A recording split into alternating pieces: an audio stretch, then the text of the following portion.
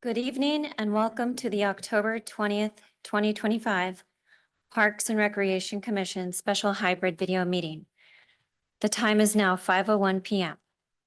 I am Ashley Hay, Parks and Recreation Commission Chair. Tonight's Parks and Recreation Commission meeting is being brought to you in person at the Mercer Island Community Event Center and by Zoom. The Zoom video of this meeting is being recorded and will be uploaded to the city's YouTube channel later this week. Welcome to all, and thank you for joining us. Commissioners, please turn on your microphones. Will the city staff please call the roll?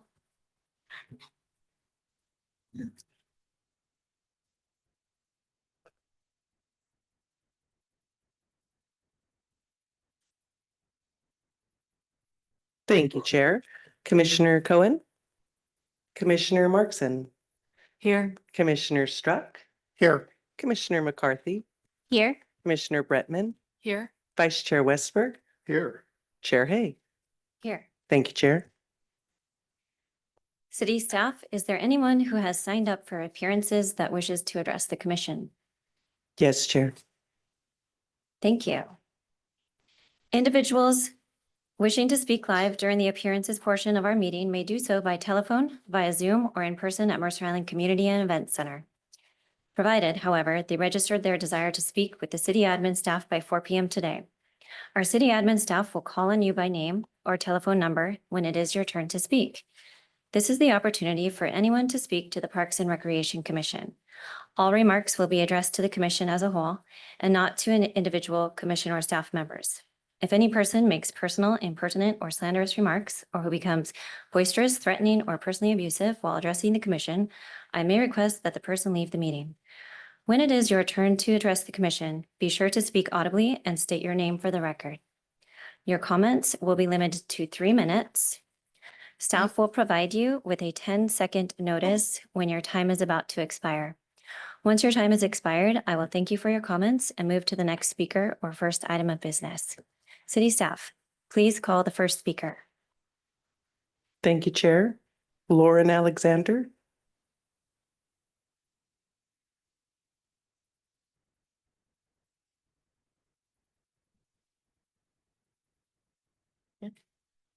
Hi, I'm Lauren Alexander, the founder and director of the Mercer Island Rowing Club, and I've been a resident here since 2021.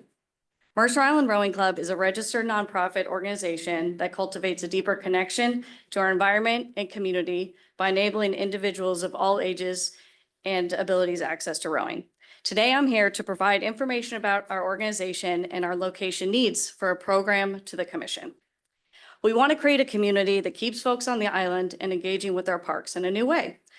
There's been a lot of community interest we've seen through the city plans and surveys. First, in the 2006 Luther Burbank Master Plan, there was a mention of Shell House. And then we saw it again in the 2022 PROS Plan, where it was an unfinished recommendation. And that survey also showed that 44% of Mercer Island residents were interested in rowing. We've also seen a huge demand through outreach that we've conducted ourselves. We have 450 people on our interest list, and we have raised over $125,000 towards our $250,000 fundraising goal. Thousands of Mercer Island residents participate in non-motorized water activities, but most have to go off island currently. All the other islands in the area have rowing, and there are no rowing clubs within 30 minutes of us. So our plan has always been, we wanted to start small and build thoughtfully. We've been gifted some rowing shells and have a storage tent, and we're ready to bring this sport to the community in both the near and long term. Starting next summer, we're going to have youth and adult learn to row programs, pilot programs. We've been working with the Parks Department, and we have a proposal to them for the best locations to do that. I provided some diagrams of the 2 different locations that have been recommended, which was Luther Burbank Park, as well as Clark Beach. As you'll see, Luther Burbank Park, it's in the concrete dairy barn area that's by Calkins Point, and then there's a couple locations in Clark Beach. Unfortunately, logistically and financially, Luther Burbank really is the only option for a pilot program and long-term due to a number of factors. First, infrastructure. If we're out of Luther Burbank, there's already a lot of infrastructure we can utilize. Bathrooms, utilities, the gym at the community center, lots of parking, and eventually the docks that are getting redone at the boiler building. Space. None of the other parks can actually fit our rowing shells, storage tent, coaching boat, and trailer without removing trees and leveling. For context, an 8-person rowing shell can be almost 70 feet long. Access. Luther Burbank has access directly to the site we're proposing. And Clark Beach, we can't get a trailer down to the water, and we actually can't even walk the boats down to the water with how windy the road is in the trees. Things we want the commission to keep in mind. In the end, we want this rowing club to happen on Mercer 10 Island. seconds. We're not tied to a specific location. We want to work with the community and city to find the best solution for both our pilot program along with ongoing programming. We want to get people Time. out and enjoying the community. Thank you. Thank you, Lauren. City staff, please call the next speaker. Thank you, Chair. Carolyn Boatsman.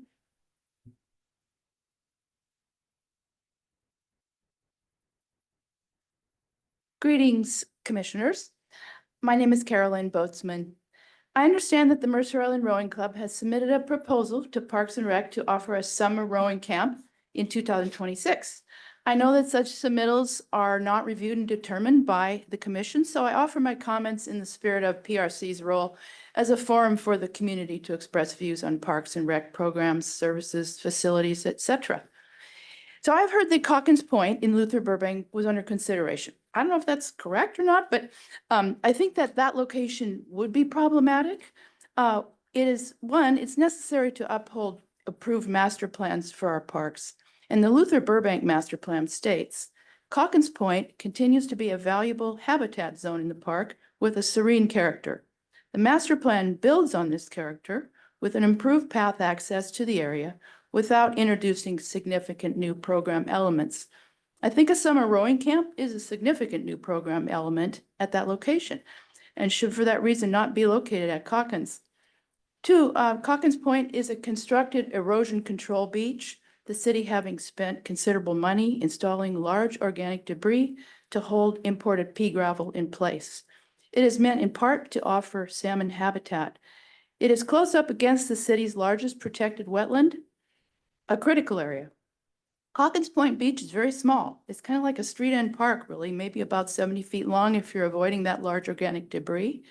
Has a serene character, and it's frequented by individuals or small friend and family groups, quietly playing and relaxing.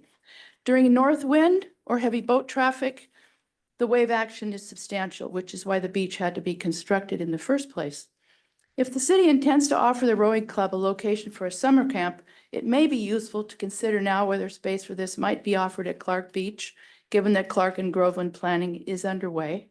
Clark offers several useful amenities and some advantages over Luther Burbank for rowing. I don't know about all the needs, but it is lightly used, has a huge parking lot, has a very long beach, just a small part of which could suffice. Restrooms are near the shore on the far north end of the beach. It may be more favorable in regards to wind and waves compared to other locations. Road access does not pass near a protected critical area. Clark is probably as near where the participants live as Luther Burbank would be, and access is easy via Island Crest Way and Southeast 68th Street. As rowing activity is contemplated by Parks and Rec, it will be important to find the sites that best serve the 10 interests of the seconds. parks, the patrons, and the broader community. Thank you. Thank you, Carolyn. Do we have any further appearances tonight? No, Chair, we do not. Okay, well, thank you to our visitors tonight. The first item on the agenda is the staff liaison report and planning schedule update. Due to our very packed agenda tonight, we're going to opt to have Ryan email that to us. So check your email. Is that correct, Ryan? Check your email after the meeting. Exactly. Yeah. Perfect. So take a look at that after the meeting for all of those good updates. The next item on the agenda is to review and consider approving the minutes from September 4th, 2025, regular hybrid meeting. Commissioners, may I have a motion to approve the minutes? So moved. Is there a second? I'll second.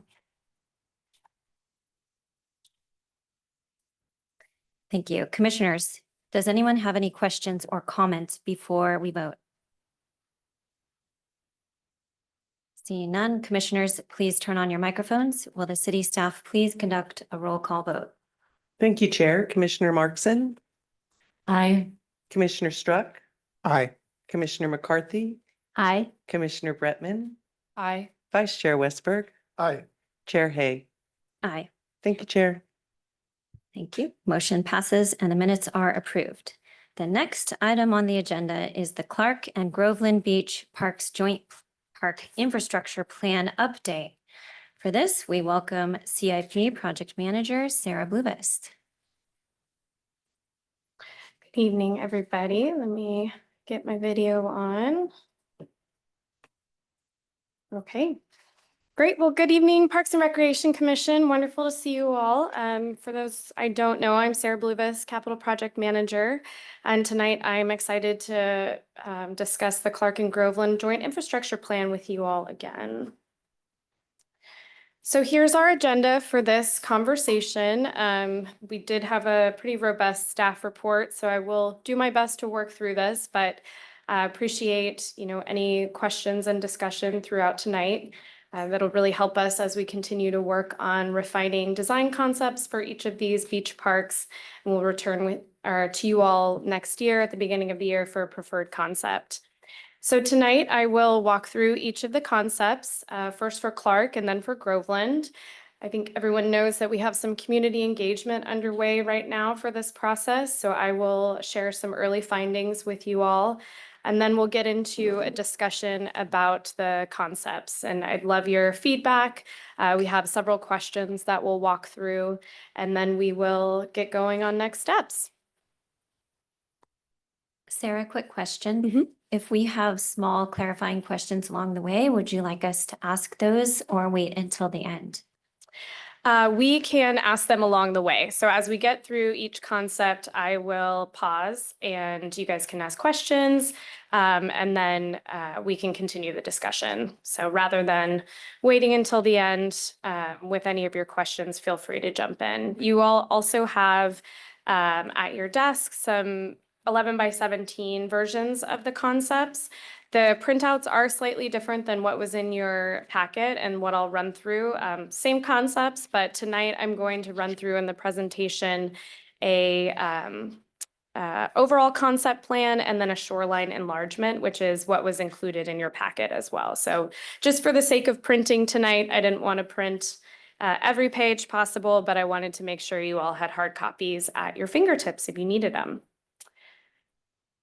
Okay, so just to jump in and orient us for where we are in the process. So as everyone knows, we are working on a joint park infrastructure plan for Clark and Groveland Beach Parks. These are two beach parks located on the south end of the island. Clark is on the east side and Groveland is on the west side.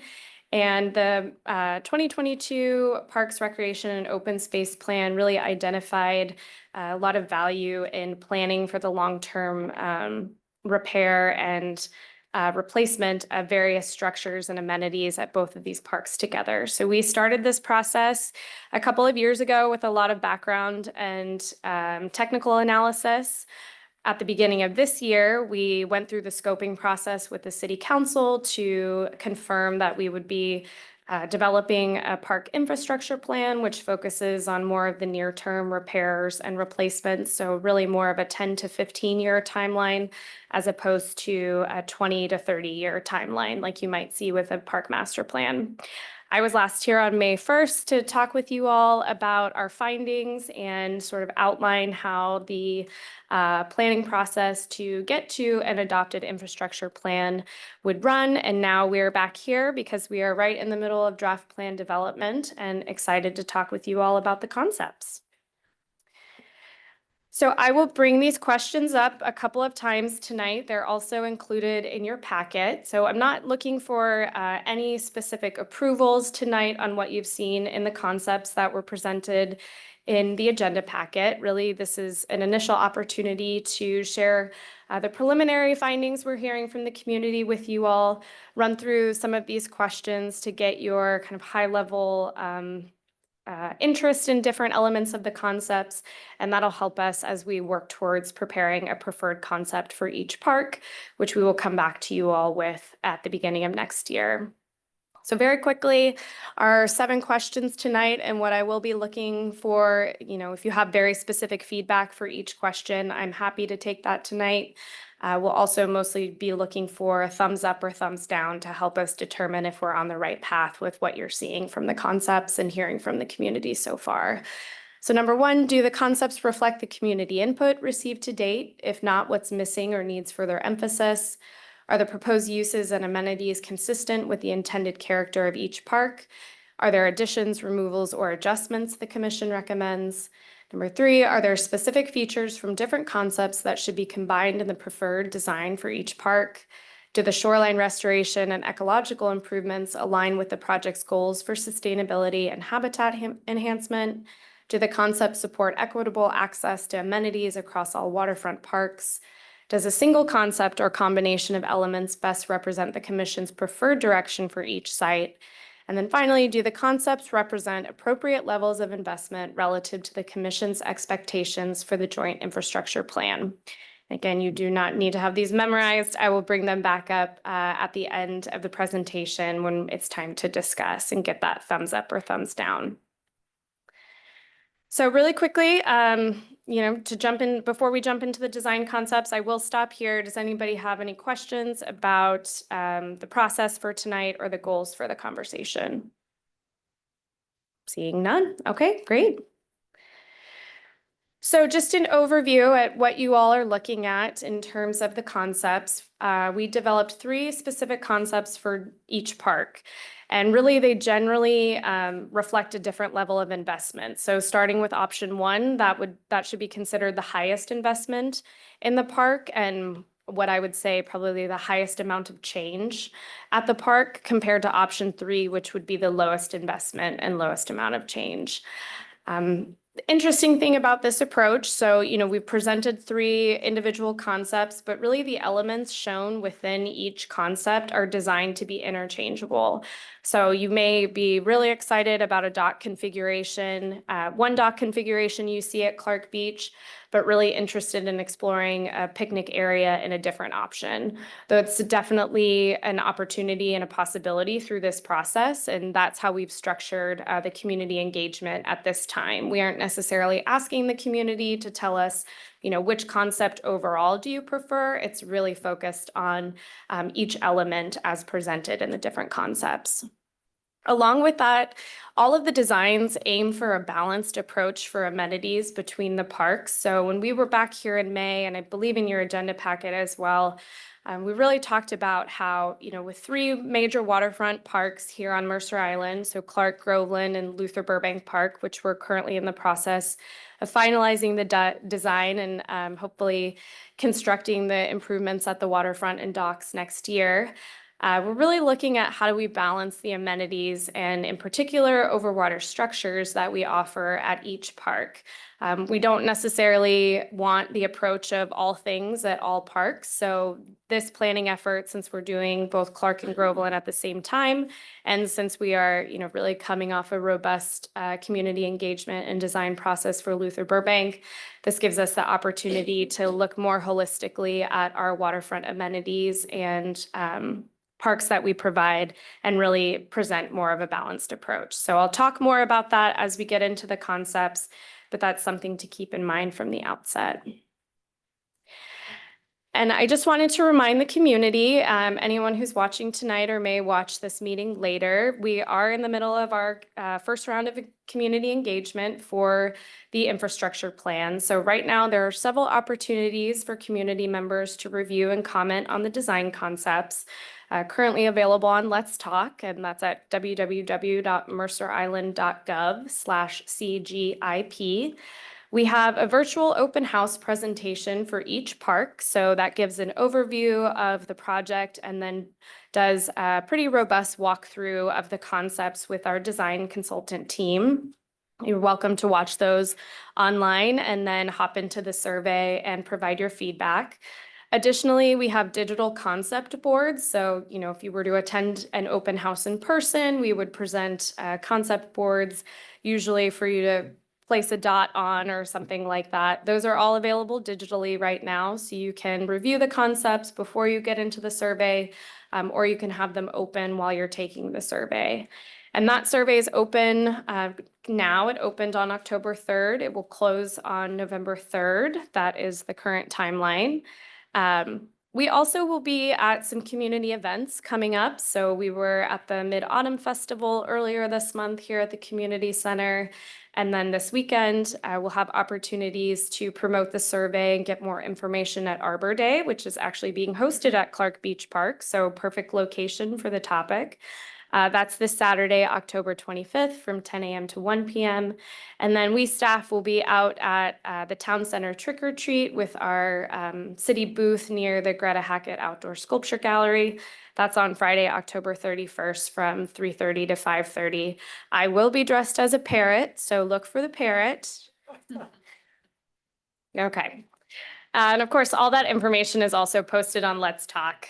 So we encourage the community to get familiar with the concepts and provide input via the survey. So jumping into the individual concepts, I'm going to start with Clark Beach. And from the outset, just want to share that there are some design consistencies across each concept. So I won't necessarily call them out each concept, but I wanted to make sure that we were all on the same page at the head of the conversation. So first, all concepts remove the existing concrete bulkheads and the sheet pile swimming enclosure. The swimming enclosure is, the beach area towards the north end of the park. And then the concrete bulkhead is really looking at the concrete stairs. There's a big concrete stair bulkhead at this park. So all concepts propose removing those completely and not replacing them like for like. As such, each design reflects a shift toward a more passive, nature-oriented park use. So by removing the sheet pile swimming enclosure, we would remove a fully enclosed swimming area at Clark Beach Park. And what we're proposing is that formal swimming amenities be considered for other parks on the island, namely Groveland and Luther Burbank Park. Currently, there's swimming facilities at both of these parks already. The swim beach for Luther Burbank Park will go into a design process in the coming years. It hasn't been designed or planned yet. That's an out-year project in the capital improvement program. But obviously we're planning for Groveland right now. So there's opportunity to improve and enhance the swimming amenities there. And then finally, yeah, Jody. Thank you. I just was wondering, so when you take out the bulkhead and the sheets, so it's just going to be like pebbles in there, or what is it going to look like in the water there and up onto where the bulkhead was? Thank you. Yeah, so the concepts right now all propose some level of shoreline restoration or enhancement. So again, varying degrees of restoration across each concept, and we can walk through those, but it would be for the most part, the habitat gravel that within the water that you see, I guess most recently at the South Shoreline Restoration at Luther Burbank Park. I believe one of the concepts, at least one of the concepts for Clark, does show a natural sort of beach transition that would probably still include a sand beach. But yeah, it would really be restoring it back to more of that natural habitat. And that is in large part to support salmon migration here around the island. Rory. Although swimming, swimming will not be emphasized, it would still be allowed, Correct. wouldn't it? Correct. And secondly, I noticed there's some pilings there's nothing connected to them now, but I assume those would be taken out as well. Right. So I think the pilings are for the swim buoys or the swim ropes. Right. Yeah. So as part of this, we are not, for Clark, we are not proposing replacing those pilings at all. That is something that could be amended once we get to the preferred concept. I think that would be maybe an easier shift to make than reconsidering taking out the sheet pile wall, which has that enclosure. Right, but the present plan is not to put anything in place. Correct. Sort of that encourages. Correct. Swimming. The current concepts do not show any new pilings that, we would put a swim buoy attached to or anything like that. Okay, thank you. And then I guess just finally on the design consistencies for Clark Beach, all concepts replace the existing restrooms with a smaller, more modern facility that would be gender neutral restrooms. And this is really, again, to better serve those anticipated needs, less need for, changing rooms, which are currently available at the park and things like that, that are generally in support of more of an active swimming beach use. Okay, so again, here's our site context. We are looking at Clark Beach Park, which is located on the southeast side of the island. Like Groveland Beach Park, Luther Burbank, and other street end locations around the island, it is part of the Lakes to Locks Water Trail. That's what the pink dot shows here on your left side. And then on the right side, this shows the topography and bathymetry surveys that were completed as part of our technical analysis. Just some existing conditions to, again, help orient ourselves. So this, in the top left-hand corner, those are the concrete stairs and concrete bulkhead. Moving to the right, we have the larger fixed pier at this location, some images of the asphalt paths, and then in your bottom left, that is the sheet pile wall swim enclosure around the enclosed swimming area. And then again, we've got a photo, that center photo is the smaller fixed pier. I think we generally think of it as a fishing pier. The restroom facility in the bottom left-hand corner, we've got the parking area and the park access off of East Mercer Way. And then the bottom right-hand corner is sort of a small sand pit area that is adjacent to the enclosed swim area at the north end of the beach.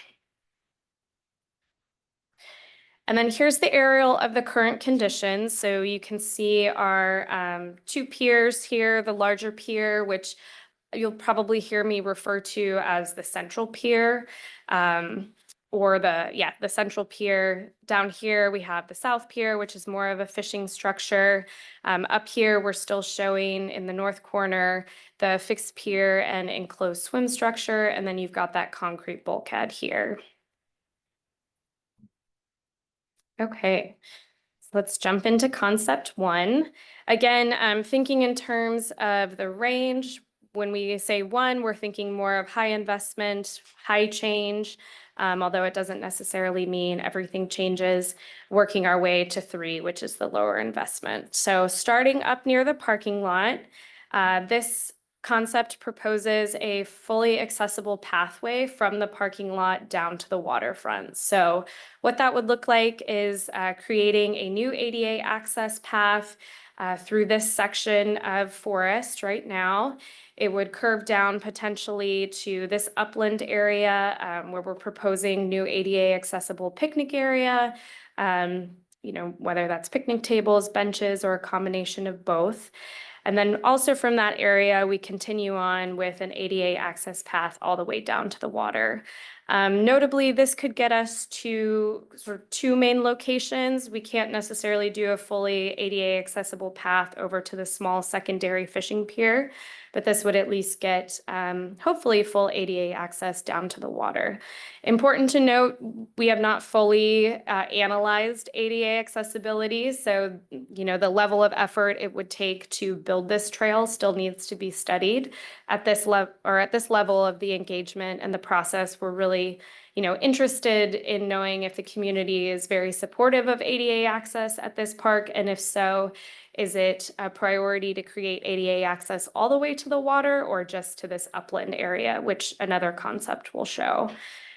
As part of that, we are this concept supports enhancing and improving the ADA parking that's already on site, as well as the potential to include an ADA accessible kayak launch down at the waterfront. So a few different ADA amenities that are available at Clark Beach currently.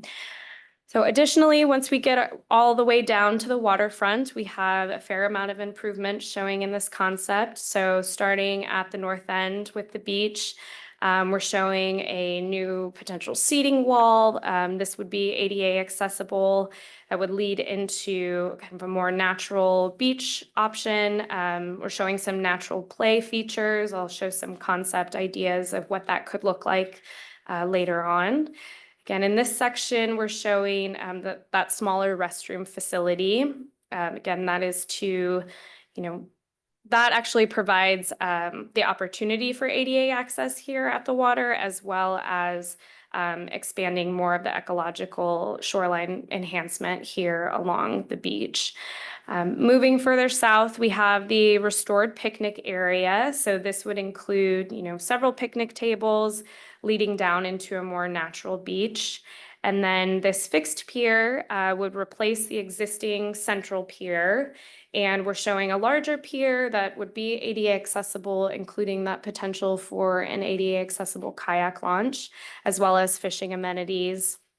And then moving down to the smaller pier right now, we are showing a shorter pier, so it wouldn't necessarily go out as far into the water as the current fishing pier does, but that would still provide another access point to the water in terms of an overwater structure. And then just a few other kind of ancillary things. There is a stormwater outfall, an existing swale up here in this upland area that this concept proposes armoring, and that would help reduce erosion. All these areas kind of with the dot circle, those are showing other opportunities for continued forest restoration at the site. Clark Beach is a spot where our restoration team has really focused in recent years on trying to restore the forest. So in case in point, we have Arbor Day coming up at Clark Beach this weekend. So that would continue to be a focus with any improvements at the park. And you'll see that in all of the concepts. Then I do have a shoreline enhancement. So you can see this from a different angle. Again, this is kind of looking east out into the water. So we've got the seating steps, create a new opportunity for lake viewing. Again, head into some natural play features. And that could look like wood logs or steppers, maybe some stones. A lot of opportunities these days for more natural play opportunities. Again, we have that ADA access path with the red dot that you can see. It would get us all the way once you're down to the water to this primary pier located in the center of the park area. Natural restoration and revegetated beach space all along the beach. And that would be in large part to support shoreline enhancement and fish habitat along this park. And then we have the kind of secondary pier all the way down here. And then you can see just a different angle of that upland picnic area here.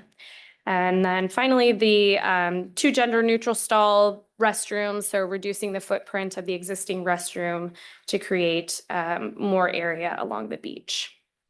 So I will pause there for any clarifying questions about this concept. I got one now. Commissioner Bretman? Sure. I love going to Clark Beach. It's near my home, and there's at least one bald eagle's nest. And so I'm wondering, and I see more bald eagles down there. So I'm just wondering with this plan, how you're taking that into account and kind of what kind of study you're doing around ensuring that those habitats are not harmed.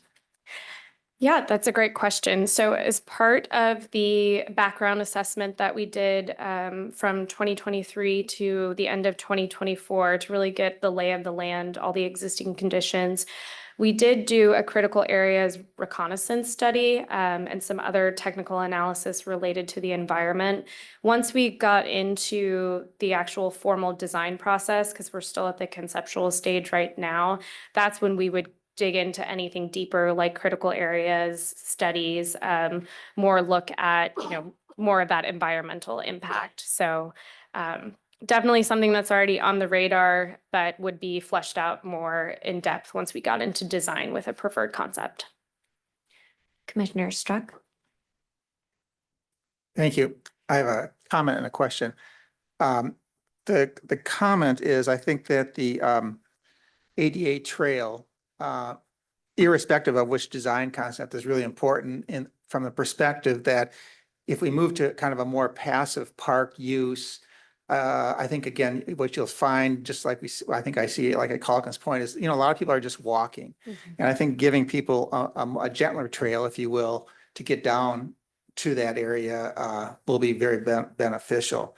My question is looking, just trying to understand along the shoreline, would be similar, I'm trying to get a visual, to Calkins Point, or so that somebody could go wading, for example, not necessarily swimming, but they could go wading if they wanted to. And, they might have to go around a tree or something like that, but they could do that. It's not so totally vegetated that you couldn't even walk to the shoreline. Correct, line. yeah. There would be opportunities to still access the water from the beach, very similar to Okay, Calkins Point. thank you. And I believe even there are some concept images that would show maybe even launching kayaks or other small hand-powered watercraft from the beach area. So definitely still water access, just not the formal swimming amenities like we talked Right. about before. Thank you. Vice Chair Westberg. I have a couple of questions. One is, so in the beach area, for people who came down and wanted to picnic, they would be sort of limited to the formal picnic tables and pads. The beach as envisioned here wouldn't really invite picnicking because there would be more vegetation and other things on the beach. Correct. So whereas right now, like this whole beach area that we're showing in this concept, the existing condition is all grass. So while Right. there are a fair amount of formal picnic amenities at Clark Beach, with the picnic tables on the concrete pads, someone could put a blanket down virtually anywhere along the shoreline. All of that this would turn into more of a gradual natural slope into the water. And so this concept in particular isn't really showing much grass beach area. It would be limited more to the existing or the formalized picnic areas. Right, so picnicking would be kind of limited to the number of tables. The and number of things that you tables, have. right? And secondly, what was the rationale behind increasing the size of the central dock? So I believe that increasing the size in this concept is really connected to the reduction of the overwater footprint with the secondary pier. So thinking about these two opportunities, if we move the pier further out, the central pier further out, that gives more opportunity potentially for fishing because you would be in deeper water. And then by reducing, we're showing a reduction in overwater footprint for that secondary pier. So overall, it'd be about the same as it is now, as far as the overwater. I think overall it would be about the same. Yeah. And then third, and this is a comment and a question, so the ADA picnic area that's kind of mid-slope there, This area. Mhm. that one, so that's where the picnic tables are currently, right? Correct. And so as part of kind of improving that area, you would also add the connecting path to the south that would connect with the other main trail in the park? Right. So yeah, Okay. so the way it's showing right now, we would add in basically more than likely stairs. So you wouldn't get fully ADA accessible to the other side of the path. The ADA path would all remain on the north side or north half. But yeah, the improvements that we would take the existing picnic area and improve it with ADA accessibility. So that would include probably some level of surfacing that's ADA accessible, likely incorporating more ADA accessible picnic tables so they can meet the needs of mobility devices and that kind of thing. So would you envision that area would be hard surface? We haven't gotten that far yet, Okay. but it would likely be some form of hard surface just to accommodate the ADA requirements. Okay. And then I just want to add that I support Commissioner Struck's comment about the importance of, I think particularly at this beach, of having ADA access from the parking lot all the way down to the beach. Thank you. Commissioner Struck. Thank you. On the main pier, so we're not going to encourage swimming kind of along the beach, if you will. Will the main pier support primarily younger high school kids and so forth, if they want to jump off that pier and go swimming that way? And the reason I ask that is if that's going to be kind of the main fishing area, potentially the main fishing area, those two activities don't really gel. Right. So with something like that, once we sort of got into more of the design process, we would evaluate kind of the recreational uses of the pier, and figure out, how do we balance Okay. both of those uses? Thank you. Yeah. I just raised the issue. Thank you. Yeah. Commissioner Bretman. Can you explain further why you're moving away from the Spinga Swimming Beach? This was our kids' favorite swimming beach when they were young, especially. And it had that nice, very gradual incline into the water or out of the water. And yeah, I just want to hear more. The other thing that we have found as a family is parking is much easier there versus Groveland, where the parking lots are often full. It was also, or, Luther Burbank, it's also easier we just found it was easier to get stuff to there when you're moving stuff with a family with young kids. So I'd love to hear more about why you want to take that away. Yeah, well, thank you too for that feedback as a neighbor. So there's multiple reasons why we're potentially proposing removing a formal swimming area. So again, swimming would not be off limits at this park. It would more be that the built infrastructure would not be in the same configuration that it is currently. And that is primarily focused on removing that enclosed swimming area.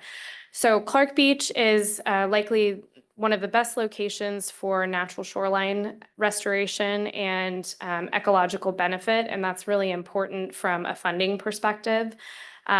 We've learned, going through the process with Luther Burbank Park, that it's very expensive to improve waterfront parks.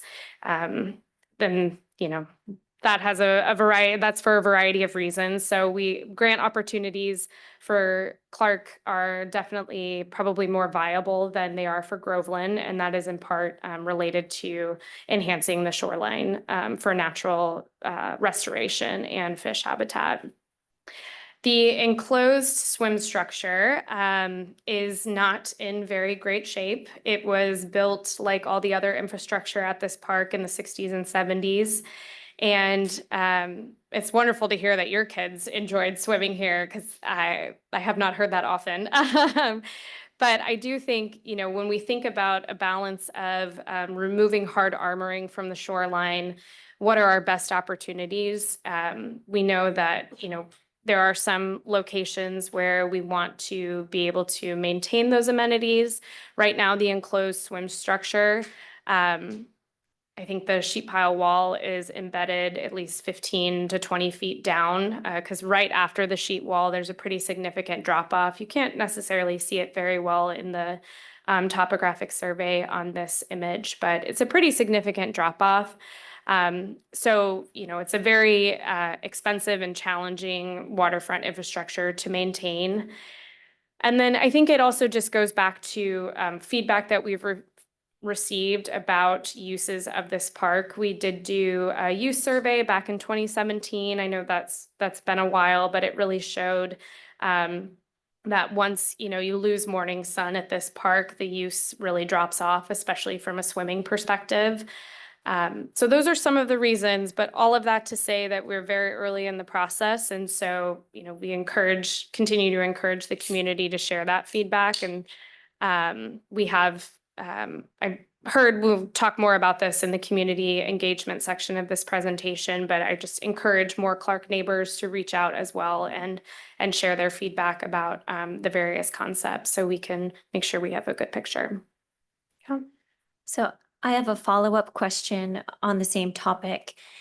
Is there flexibility in the type of rocks or pebbles or sand that we're putting at the beach with this current well, actually all the configurations for Clark Beach, because even though there may not be a designated, buoy enclosed swim area, it seems like whether or not people choose to swim there is based on the surface and whether they can walk on it. So I think of Seward Park, where there is no enclosed area, but tons of swimming happens because it is a decent beach that you can walk out on and swim there. So with all of these designs, can we plan it so that you would realistically be able to swim there? Or like on this design, we see some big rocks and logs and that type of thing.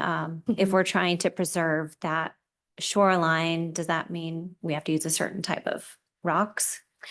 Yeah, so I would say at this point, the surfacing, how we approach creating a natural shoreline both here and at Groveland is not designed by any means. So we're still at a point in the process where we can be flexible about how we approach all of these beaches.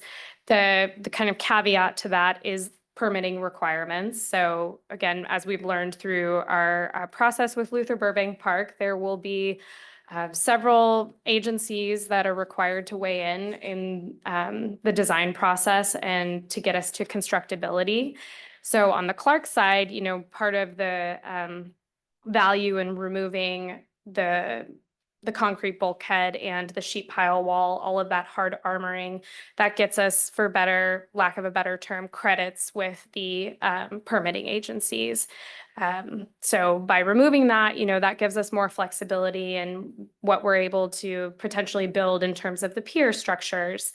Along with that, though, if we're putting forward an approach that gets us closer to more of a natural enhancement or a natural revegetation of the shoreline, there are specific requirements for like the type of fish, the type of gravel you have to use for fish habitat and that kind of thing. So, but that's all something that, we're still in the process where we can, if we hear from the community that more, accessible beach or swim related accessible beach is desired at this park, we can potentially accommodate that and then know what we'd be getting into from a permitting perspective. Councilmember Reynolds? A couple of questions, start to be fast. First, refresh my memory on our ADA transition plan that we adopted. To what extent does that obligate us or suggest that we should make this ADA accessible? Oh, that's a good question. My understanding, I haven't looked very specifically about recommendations for Clark or Groveland Beach Park. We have implemented a fair amount of ADA accessibility opportunities as part of the Luther Burbank design, but I would have to go back and look if anything specifically talks about Clark and Groveland. What I can say is part of the background analysis, we did do a restroom audit of both restroom facilities to get information about what it would take to upgrade them to ADA accessibility, because I do believe that is called out in our ADA transition plan, but I would have to go back and look specifically. I know from the pros plan perspective, which certainly takes the ADA transition plan into account, I did identify Luther Burbank Park as the sort of the primary waterfront park for ADA accessibility, given the existing conditions already. And so that's part of the reason we favored that element in the design for the waterfront and dock reconstruction. But I would have to go back and double check. I'd love to see an update on that before we pick a design if possible. The other quick question, the pier, in view of the conversation we just heard from during appearances time, is the pier long enough that you could launch a cruise shell from there? If you could get it down there. I do not know. That is a question, whether or not we could accommodate rowing facilities or rowing activity here at the park is something we're discussing with the design team. It came a little bit later before we'd already kind of started fleshing out the concepts, but they have it on their radar. And so those are sort of extra elements that we can. And have you looked evaluate. at reconfiguring the paths to make it practical to get a cruise shell down there? Is that possible? We have not specifically looked at that. Okay, thank you. Any other questions? Yeah, Commissioner Markson?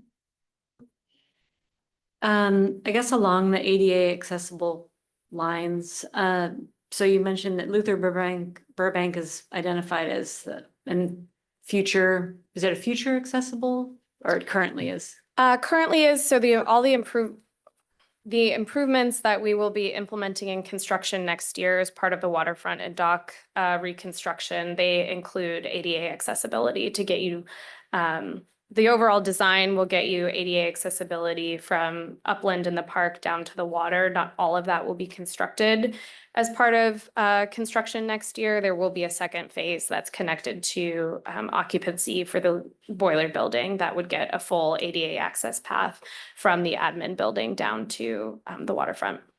Okay, and I probably need education on like what it means or takes to be ADA accessible, but does that include getting into the water? So no, not necessarily. Here at, well, I would say at Clark, where we are showing ADA accessibility with the water would be with a potential ADA kayak launch. So that is this kind of structure shown here. At Luther Burbank, we are offering multiple ways, ADA access points to, at the very least, get your feet wet. But here, you know, that would take additional study. It's not necessarily shown at this level in the concepts. Okay. And then I know people asked about what a naturalized shoreline looks like, and I know you're at your first slide. There's pictures in the back of the packet, which are really helpful to picture what you're saying. Like when I look at them, I think, yeah, it's a different kind of picnicking and beach experience, but it doesn't preclude picnicking or beach experience. It's just different. Right. And then I was curious. Just in regard, I know we started off with people asking or discussing a rowing club and potential locations at the parks. Has the city, sorry if I missed this, did the city agree that we would be doing supporting a rowing club, or is that actually still a question? Gonna let Ryan Daly take that question. I can jump in there real quick. I did provide the Parks Commission or Parks and Recreation Commission today an email just sort of what our status is, and that is a proposal has been submitted and we're going to be reviewing that. Okay, thank you. And then just additionally on that, Parks and Recreation does support a rowing program in some aspect moving forward on a temporary basis for Okay. evaluation. Okay. Just along those lines for this particular option, I mean, I was kind of surprised to see the kayak accessible portions of the pier, only because I know how hard it is to get down there with anything. So just picture it. I was like, if someone could get a kayak down there, then they can probably get it in the water without the accessible pier. It was like, or not kayak pier. But that was just a side comment. Thanks. And just to follow up on that quickly, so one thing about an accessible kayak launch, it would also be a landing point, an accessible landing point.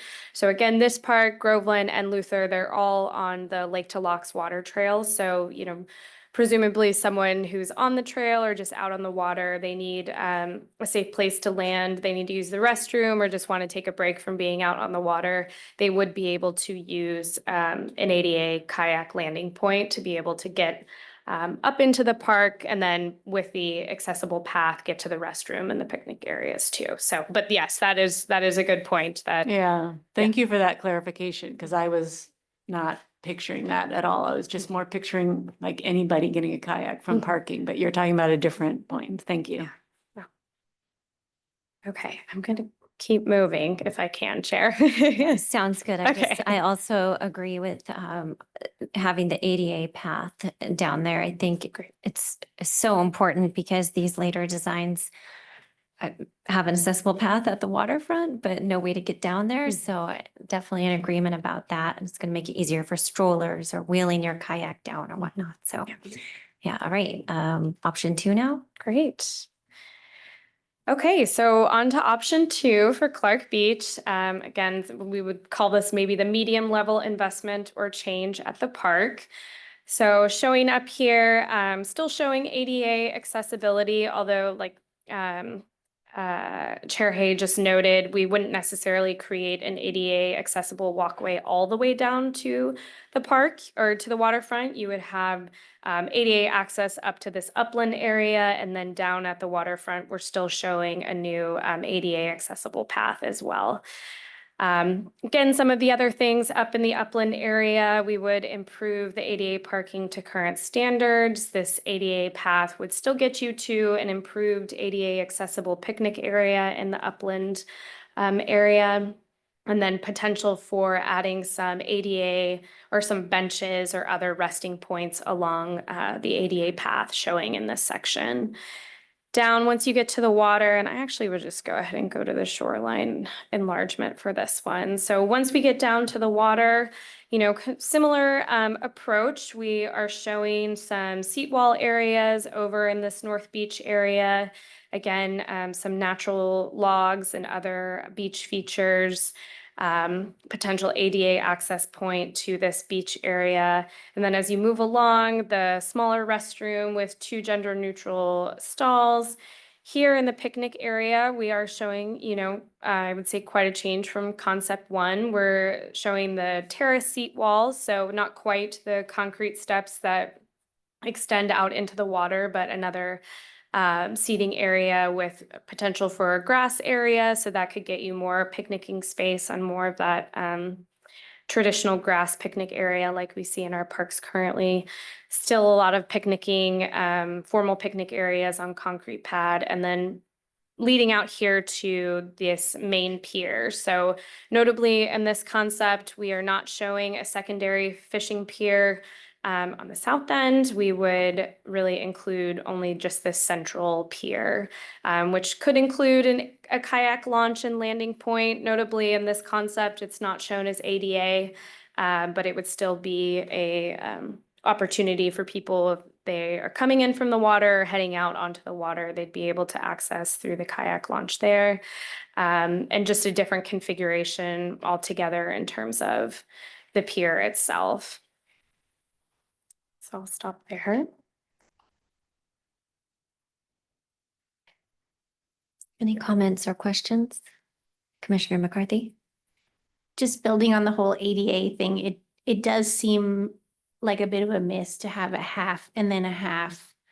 It almost, yeah. So I think personally, I agree. We should, you know, having the full ADA all the way down to the water works better for me. Thanks. Great. Commissioner Struck? Yes, just looking at kind of the beach aspect, trying to compare 1 and 2. I mean, this looks like it's kind of less dense, I guess, is maybe the best. So a participant or a visitor would more likely have a kind of a more normal kind of beach experience, although again, it doesn't look like it's super wide, but it's there. Okay, thank you. Right. Yeah, in this area, sort of this section in between kind of the North Beach and then this picnic area, that's where you're showing a lot of the kind of natural restoration that we're talking about instead of along the entire shoreline. Still undetermined what the actual beach material would be. I know in this concept, it reads as sand to me. It would likely be some combination of sand, habitat gravel, other materials that, you know, both support the ecological function of the shoreline, but give more, maybe more of that traditional beach aesthetic. Sorry, Councilmember Reynolds, did you have a question? Sure. Is the only difference between the ADA parking spots and the non-ADA just width? I'm not sure. Yes, it's width and then also having a space for somebody to get out of a car and get out of their mobility device and get to the pathway. Okay, so by making more ADA spots, it doesn't cost any more. It just takes away a few spots that we might otherwise have. Is that correct? Mhm. Okay, and do we have any data on how many is enough? Like there must be state standards or something on that, aren't there? Parks are somewhat nuanced in in the parking requirements. We have some general standards for what you would see in a park with the types of amenities, but again, it's somewhat varied. So doing additional studies to understand the overall usage in the different seasons would be really helpful.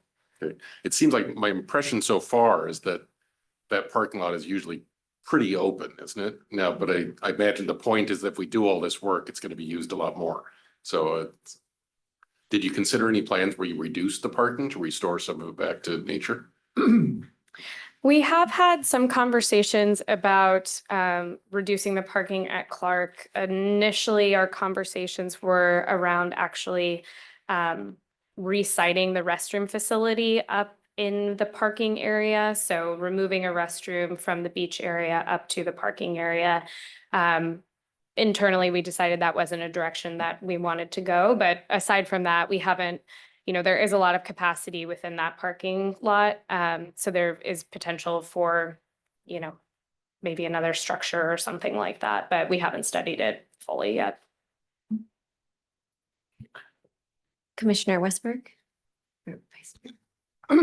Just in response to Councilmember Reynolds, the parking lot does fill up on warm summer days. Yeah, it can be busy down there, but it's very weather driven, and it tends to be earlier in the day when the park has sunshine. And then I just wanted to ask a question. So with the removal of the small fishing pier and the trail that serves it, essentially that whole south section of the park becomes open space and would be managed as such. Is that correct? Yeah, it would be, I think, so currently I believe there is a path that goes out there, and then it is pretty heavily forested around it already. That would all be restored as kind of natural forest as it's currently shown in this concept. Commissioner McCarthy? Thank you. I like the way that you've got the steps in this beach. I think that that's a nice nod to what it was before.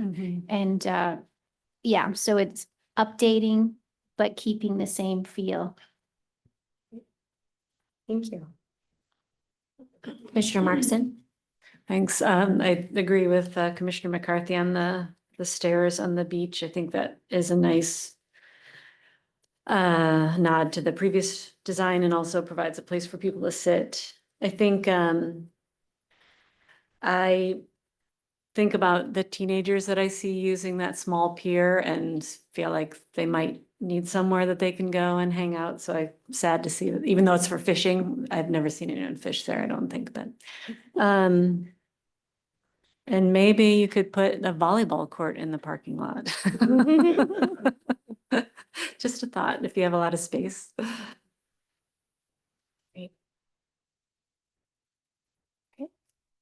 All right, I had a question about why we would eliminate the showers here. Is there any particular reason, or it's just to show us another option?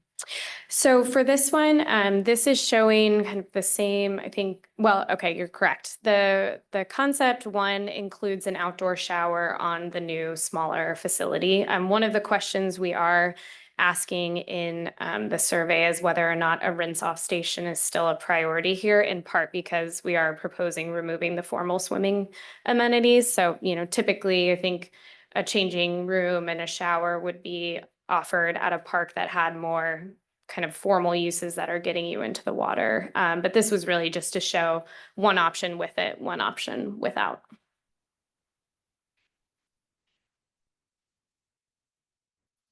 Any other questions, comments? All right.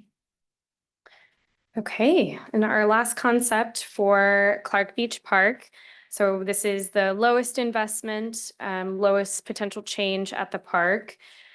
So up here, the big, one of the most notable differences from concepts 1 and 2 is we are not showing any ADA access path from the parking lot, either down to the upland area, picnic area, or all the way down to the water. I'm hearing tonight that ADA access from the parking lot down to the water is important to the commission. So thank you very much for that feedback. As part of this, additionally, we would do some new path connections at the existing picnic tables. They would not necessarily be ADA accessible, but we could potentially still study that. And then once you get down to the water, up here in the north end, and actually just go to the shoreline enlargement. So on the north end, we're showing a grassy area. So this would really kind of replace that circular sand pit that is currently adjacent to the swim structure. Still showing a seating wall, so people would have a spot to sit and look out at the lake. This little shell kind of wooden structure is meant to represent a potential natural play area. So giving new play opportunities down along the water. And then, yes, very similar. We'd have the new small restroom with the gender neutral stalls. We would have the formalized picnic areas. This does propose putting a kind of a new large group picnic area down on the water. Some smaller terrace seat walls. We remove kind of that grassy patch that is shown in concept 2, but that potentially gives you maximized beach area in this location. So that's a fairly significant trade-off compared to the beach picnic area in concept 2. And then notably here, we are proposing replacing the existing piers, replacing or repairing in their current location. So the configurations are the same. They would just need to be, repaired or fully replaced in their existing locations. And let's see, those are probably the most significant changes or proposals here. Commissioner Markson? Thank you. I noticed this one does have a specific ADA line to the beach. Is that just anything special about that? Nothing. It's, again, we still need to study it, but this is meant to represent, we think at least we could get ADA access down on the water. So we could create a pathway, once you're able to get down to the beach. I think notably, one thing about this park is currently the pathway, the asphalt path that is located, I believe is it the one on the south end or the north end that we use for maintenance? I'm drawing a blank. Okay, sorry. So this pathway right here, in its current configuration, it provides driveway access down to the beach, and it's primarily used by our maintenance crew. So whenever they need to get down there to clean the restrooms or do other maintenance along the waterfront. So, we have had conversations about what it might look like to leave that pathway open. Our maintenance team certainly wants to maintain it as, as close to an asphalt path as it is right now. So while it wouldn't necessarily be a fully accessible path, it is, it's another access point that's currently available that people do use to get down to the beach area, and would potentially be more of an opportunity, even if we couldn't do the fully new accessible pathway. But you're right, this does show, accessible path along the waterfront, but not necessarily any way to get down there, formal accessible path from the parking lot. Okay. I think the only other thing that struck me, I saw the nature play features at the beach, and it seems if we're considering this more of a natural park, there seems to be a little more what we're going for. It seems not that it's not nice to have nature, play features at the beach, but we have tons of playgrounds, and maybe it doesn't need to be at this particular beach. Okay. Other questions, comments? So I happen to like having the second small fishing pier because it would separate the activities between beach goers or people who want to jump off the dock and the fishing. Again, I think we've got to have a way to get down to the beach. So I'm hearing from everybody that ADA is important in any of these designs. Great. Wonderful. Do we want to do any kind of summary of what we think about Clark in general, or wait till we kind of swing back to those questions at the end. Yeah, Yeah, well, exactly. that's Yeah. fresh. So, I mean, what I'm hearing, and then maybe people can add on if I miss anything, but ADA, really important. Making it swimmable is really important, either in terms of access or surfacing. Kind of a blend of beach area as well as natural picnic area and probably fishing as well. And comments about the stairs and seating around the beach area seem important. Do we have thoughts about the kayak? Because we see that on 2 designs and not on the 3rd.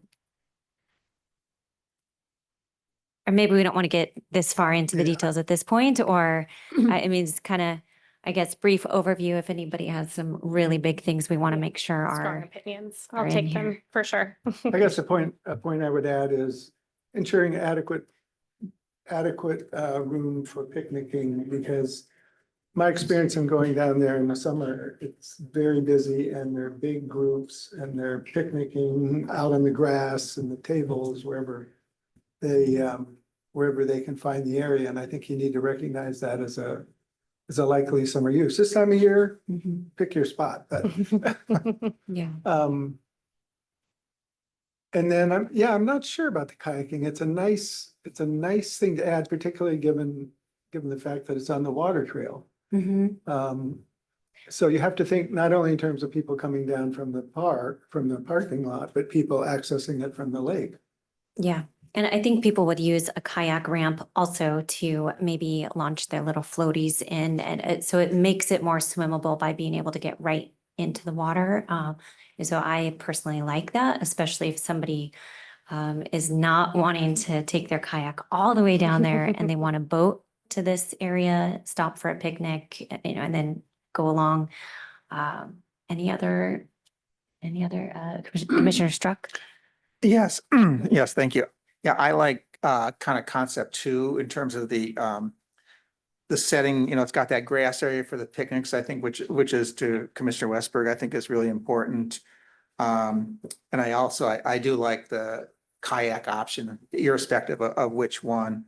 And then option 2 as well, kind of is a nice compromise between 1 and 3 in terms of it gives you some amount of beach access. It has the stairs there that people that don't want to go in the water but want to be by the water can just sit and check that out. So I like that one the best.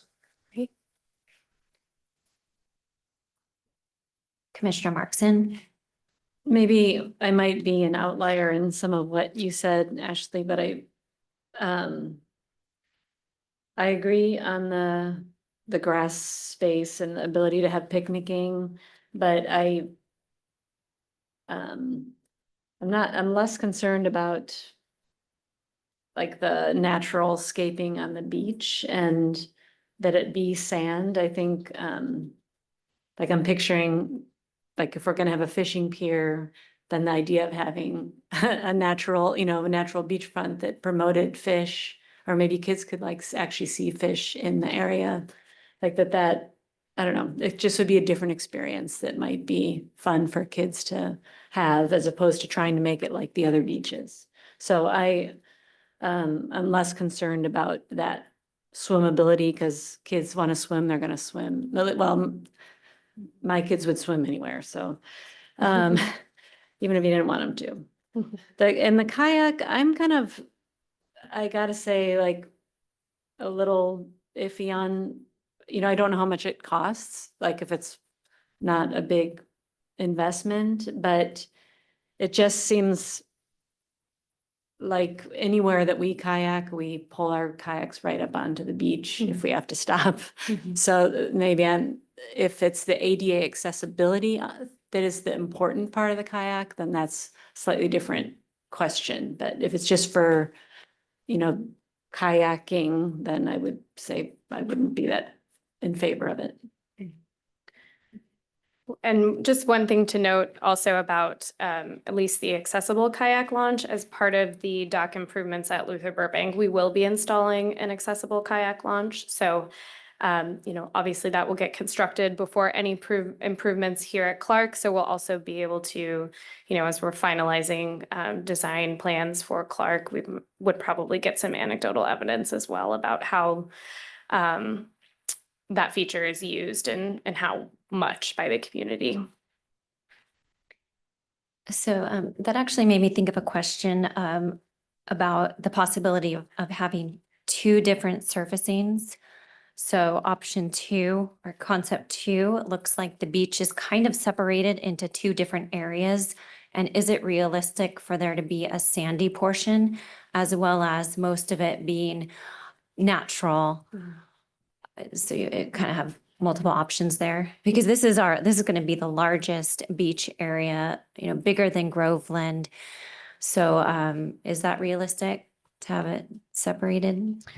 I'm not totally sure, but I do know, currently we have some separation of uses already at Groveland because we did do some natural shoreline restoration a few years ago as improvements to the fixed pier there. So, we can get more information about kind of how those two separated beach areas have worked together, but that's also something we can talk with the design team about too.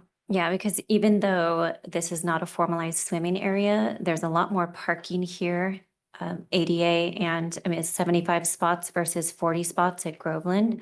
So it would be great if there were enough options that would attract people to use this potentially twice as much as Groveland because there's almost twice the parking. So yeah, Commissioner McCarthy. Thank you. I just want to pump for pebbles because pebbles shake out a lot easier and they don't get stuck everywhere. So, and they're nice to walk on and fish like them too. So there's also that. It doesn't have to be one or the other. You could probably Pebbles all the way. You could probably skip the showers too because you don't have to wash all that sand off, right? Any other questions or comments? Okay, thank you. All right, thank you.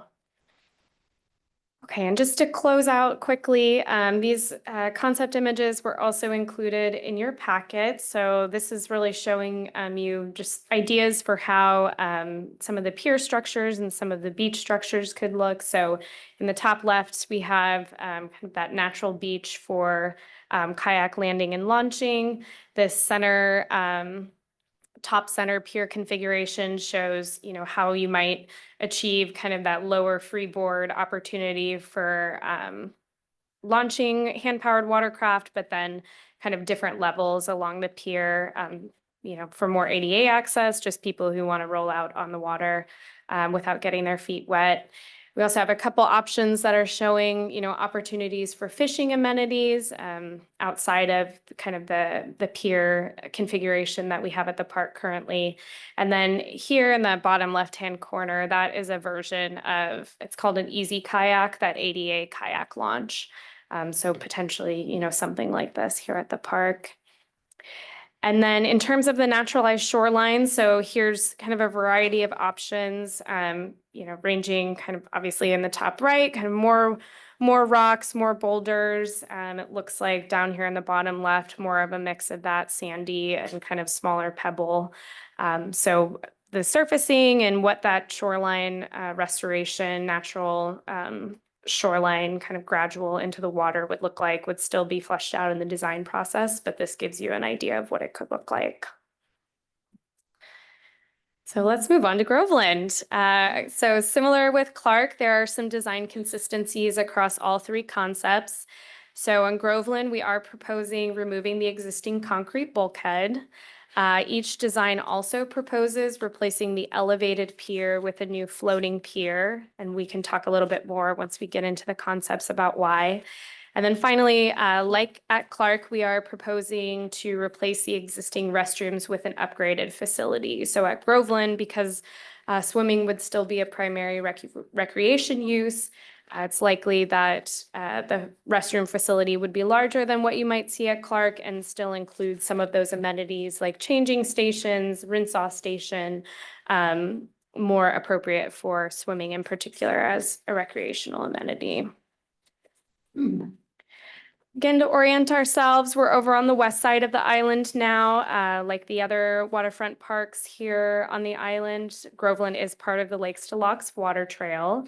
And then that second image that just shows the topographic and bathymetric, which I think I forgot to mention. Bathymetry is a process of surveying the lake bed. So this gives us an idea of what's on the bottom of the lake in terms of future constructability. And our existing conditions, so up in the top left, you see the fixed pier and the current wave attenuators out there. In the middle on the top, that is the existing swim beach area, and that concrete wall, that's the concrete bulkhead we're referring to that we would remove completely in all of the concepts. The top right, that is the natural kind of shoreline area restoration that was completed, I think back in 2018 when we did improvements on the existing pier structure. We have picnic amenities. You can see the restroom facility, a stairwell that leads off of the primary access path down to the beach area. Not pictured in those pictures was the volleyball court, but we will talk about that as well. So here's our existing aerial. And when we get into concept one, so highest level of investment, highest level of change at the park. Starting up at the parking lot, I think, most importantly to note, in terms of ADA accessibility, because I've heard that that is a very important feature to the commission. It is likely not possible to get full ADA access down from the parking lot to the waterfront at this park. I think we've all visited. I saw Commissioner Struck there earlier today. I had to stop halfway through climbing up the pathway because I was huffing and puffing. I think the impacts would be likely too extensive to try to get a fully ADA accessible path down to the waterfront based on the slopes and the current topography. But through these different design concepts, we are showing different potential ADA access points. So here in concept one, we are showing off of the parking lot, taking advantage of sort of a clearing area that's already in the tree canopy and has really good sight lines to the water. In this section, or in this concept, we're proposing a new ADA accessible elevated boardwalk, or what you might call a tree canopy walk. Someone could, come to the park and at least walk through this new feature, might have some ADA accessible play pockets along the way. And then that would get you currently to the upland portion of the park. So currently this area right here is the location of the playground at Groveland. In this concept, we are proposing removing the playground, replacing it with a native pollinator garden that would have picnic tables and seating. It is called out on this concept that this could be a potential area for a picnic shelter. We don't currently have a picnic shelter at Groveland.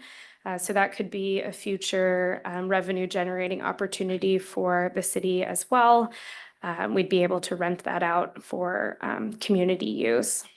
And then for the secondary path, on this side of the park, we are showing kind of improving and expanding it, probably with stairs. So you can see this pathway all the way from the parking lot down to the water would include new stairs. So that would break up the huffing and puffing aspect of getting down to the water here at the park, but of course not ADA accessible with the stairs.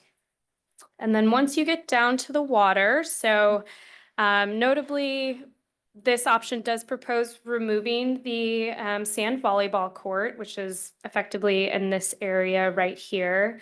It could be replaced with some small seating area that would take advantage of creating shade opportunities in the existing tree canopy. Over here, we show a larger seating area with picnic tables, and then those grass terraces leading down to the beach. So this option shows much wider grass terrace seating areas than anything we saw with Clark. We have some concept images where we can look at what this might, what it might look like if we were to build this out. But this would really replace kind of that existing grass area that is at the park currently. Once you're down to the water, we are showing an ADA accessible path from the new floating dock all the way to the updated restroom. So again, that would likely be, you know, if someone is able to get down there, they at least have an accessible way to get to features, or if they're coming from the water and need an accessible path, that could be helpful. Out here on the pier, we're showing basically the same configuration that currently exists. So all of this would get converted into kind of a floating pier situation, and we will see that at Luther Burbank once construction is completed next year. The floating pier allows for wave attenuation. So, you know, on the west side of the park, we get a lot more wave activity. We currently have wave attenuators installed around the docks, and this would provide additional mitigation for wave activity. And Sarah, I have a quick question. Yeah. Would the existing attenuators be removed or would they remain? we are still studying what would need to be done with existing wave attenuators. So, you know, none of these options are proposing removing or replacing them yet. We still need to do the more of the coastal analysis with our engineering team. Yes, and then finally, again, the updated restroom, it would have the gender neutral stalls, potential for changing rooms, storage, that kind of thing, replacing the existing facility.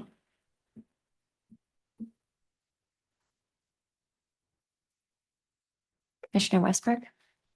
I have to say that I'm disappointed the maximum investment option didn't include a funicular to get from the parking lot down to the beach, but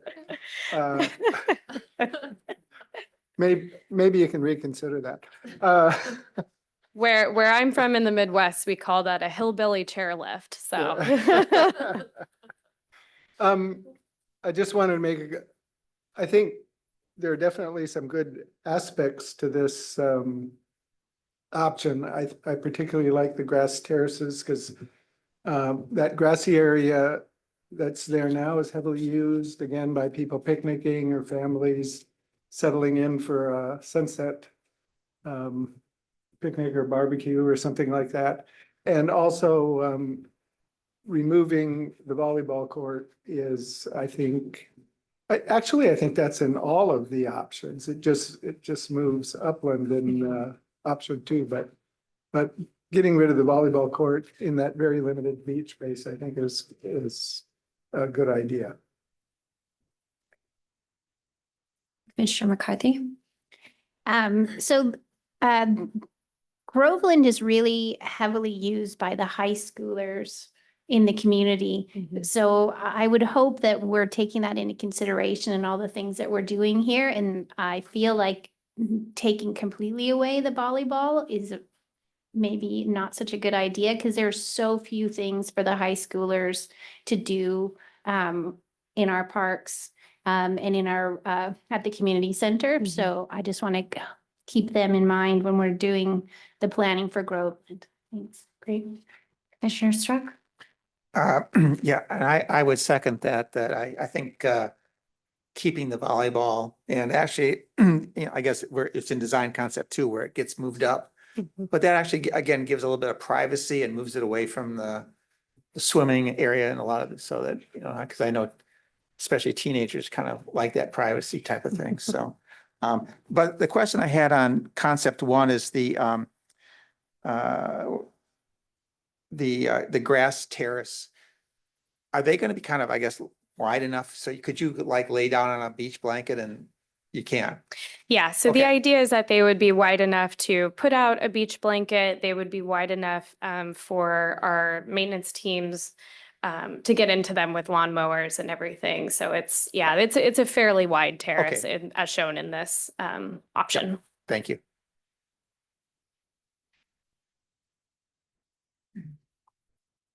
Any other questions, comments? Commissioner Markson? Maybe I'll just third the volleyball for teenagers. Get a t-shirt that says that. Yeah. Okay. Keep it going. So design option 2. So again, starting up at the parking lot area, We have taking advantage of, again, this sort of clearing area in the Midland, proposing an elevated deck that would have seating and lake views. Notably, not calling this ADA accessible in the same way that tree canopy boardwalk could potentially be ADA accessible. And yes, we've talked a little bit about the volleyball court. This option proposes relocating it to that midland or upland area where the playground is currently located.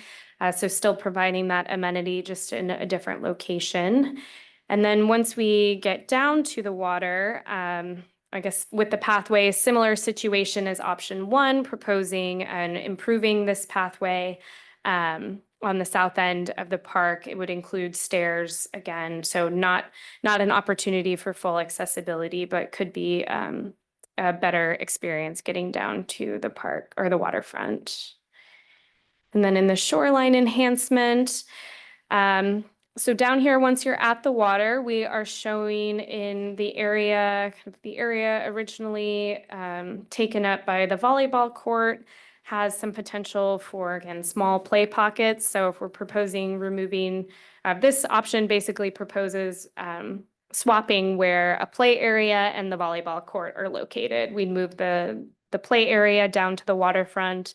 Again, taking advantage of the existing tree canopy there, so more of those nature-oriented play features. As well as continuing an ADA connection to the beach. We're showing some trees that remain, of course, because there is really good shade canopy down in that section of the park. We do show terrace seating here, notably not necessarily with the grass terraces. So further closer to the restroom section, these would be planted terraces. So that would be more of kind of the natural revegetation. It wouldn't necessarily be a location where someone could put out a blanket or for sunbathing or picnicking like option one showed.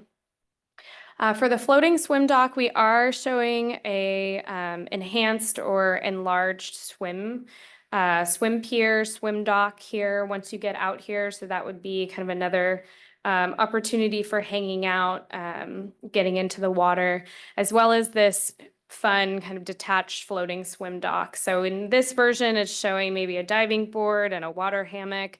That would be another kind of unique feature, especially for, I've heard a lot about teens. I could see teens being very interested in hanging out on that. And then, yes, so, again, updating the restroom facility. We have stair connections to the beach. I think I mentioned again that the dock would be replaced with a floating swim dock, similar to the other options, and then some picnicking areas along the beach area.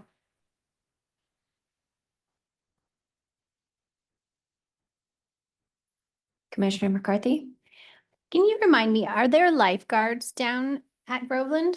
There are not. There are currently no lifeguarded beaches that the city provides. So, to me, the detached floating swim dock, while that seems amazing, that just also seems like, oh my goodness, we're gonna have a lot of problems with people getting too tired going out to it or different things like that. So the mom in me is, while I want the teenagers to have something to do, I want them to do it safe. So I have concerns about the floating detached one. Thanks. Thanks. Is the idea that we would have lifeguards at some point, and that's why there's going to be a lifeguard space there? Or is that, what is the lifeguard space? I think on this, and actually I think this needed to be updated to say storage space, not specifically lifeguard space. There currently is storage space at the facility here, the restroom facility here. So we would want to maintain some storage facility space. But my understanding is that the city does not currently have a plan to bring back the lifeguard program. Okay, but it sounds like that's a space that we could potentially have life jackets stacked up for people to use. Yeah, as we I need. currently, to how it is at the park, I believe we maintain the life jacket loaner program for sure. Great. Commissioner Bretman? Am I understanding correctly? It looks like all of these are kind of moving away from having that pier used as a fishing area, fishing dock. Am I understanding that correctly? And I'd love the reasons why, if that is correct. Uh, so my understanding at this facility is that fishing is not one of the primary uses anymore, but Ryan, you have much more experience with the actual recreational uses at this park. So if you don't mind sharing your experience. Absolutely. Ryan Daly, for the record, Recreation Manager. Fishing is less frequent at this location. And also there is signage posted during the summer months. If there's swimmers present, you're not allowed to fish. So there are some restrictions that come into play. It would be permitted here, but I don't know how great of a fishing environment it is with the wave attenuators where they are right now. I do see some lures and whatnot getting caught up on those. So the location may not be as ideal as it was in the past.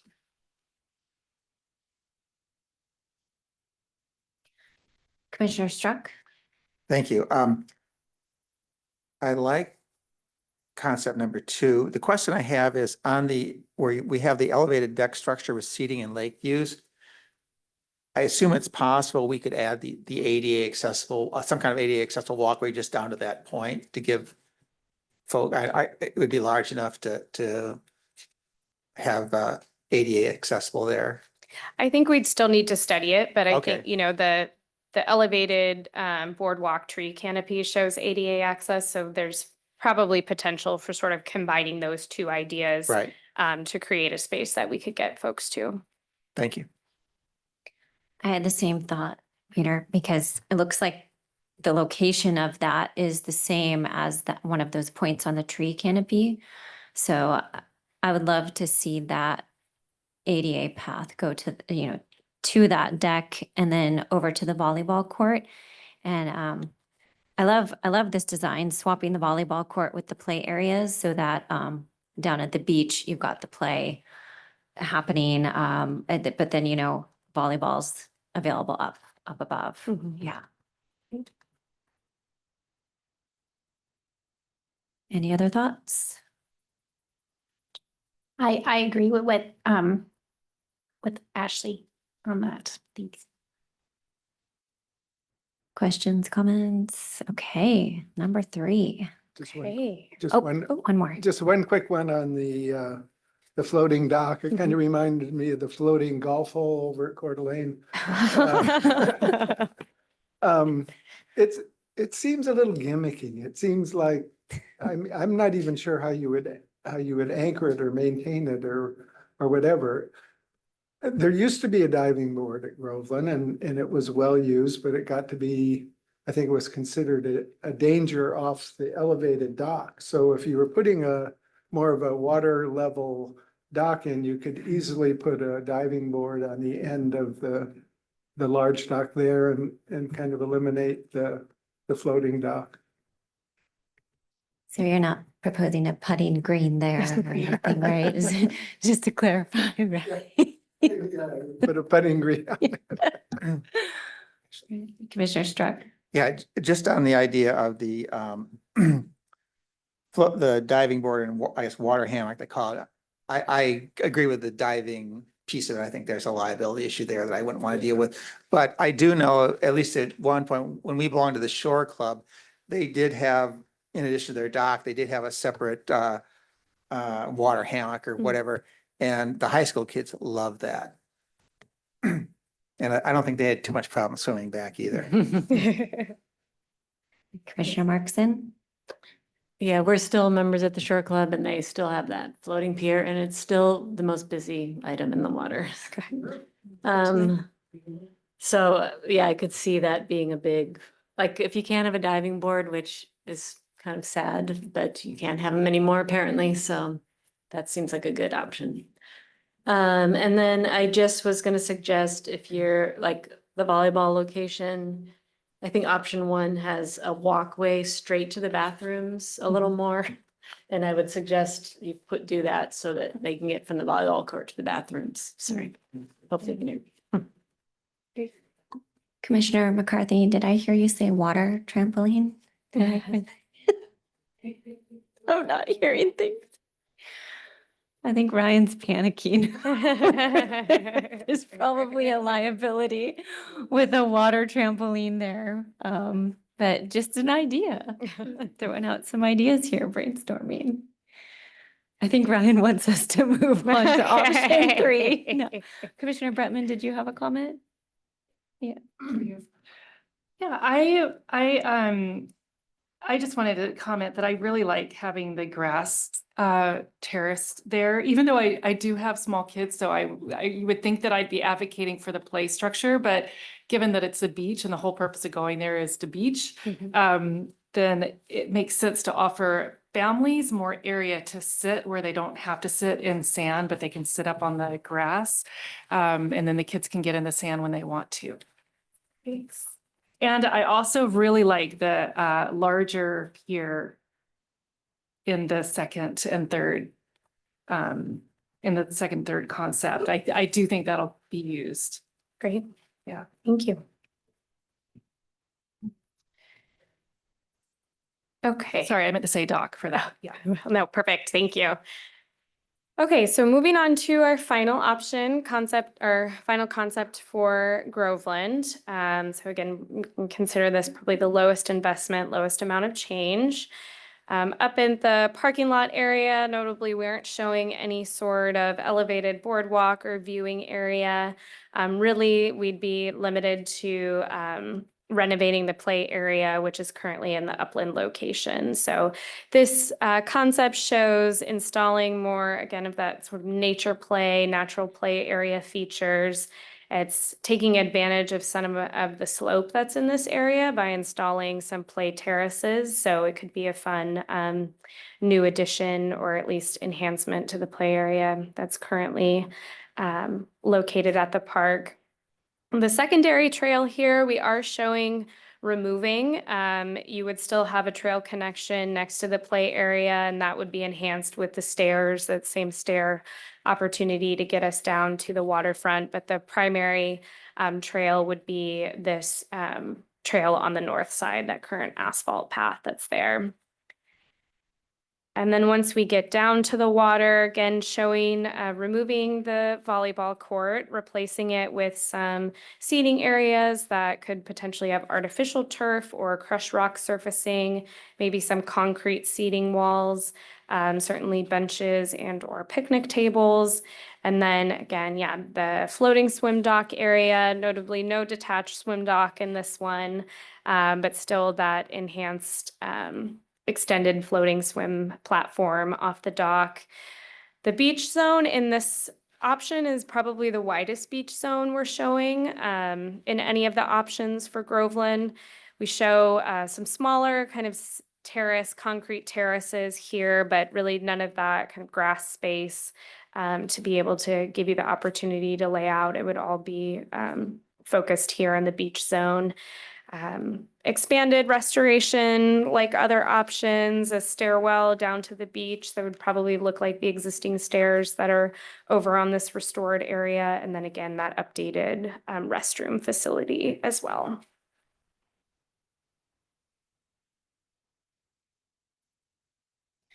Okay, so I think for our documents here, concept number 2 and 3 are the same figure, right?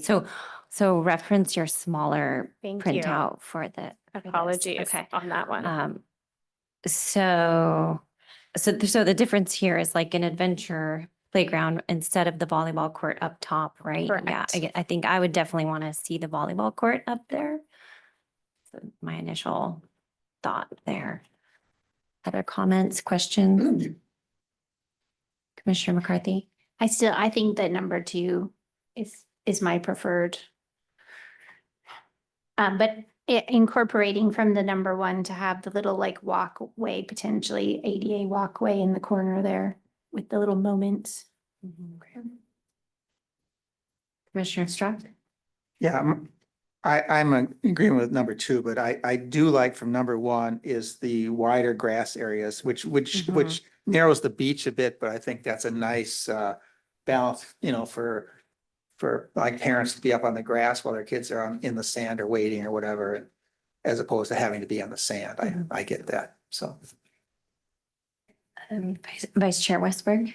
Yeah, I concur with that. I think the beach area in Groveland is so limited, and it is a beach. I mean, that's why it's there to provide access to the lake. So I think if volleyball is a priority, moving it off the beach and up is a great solution. And but I would also favor keeping the grassy terraces from option one, because I think, in my observation, it's the way I use Groveland back in the day when my kids were small. You go down there and you picnic and watch the sunset and swim.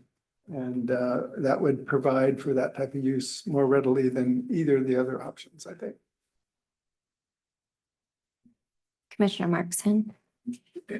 I appreciate the sand gravel beach area square footage and like the various square footages you have in the drawings. I was wondering how, like in option 3, it says sand and gravel beach, 5950 square feet. Is that about the same as what's there now? So I don't have them off the top of my head. Well, let me look at I think the concepts I have currently don't show the existing. I did this later this afternoon in response to a question from Chair Hay. I sent Oh, out yeah. the existing and proposed across each option. So that is in your city email.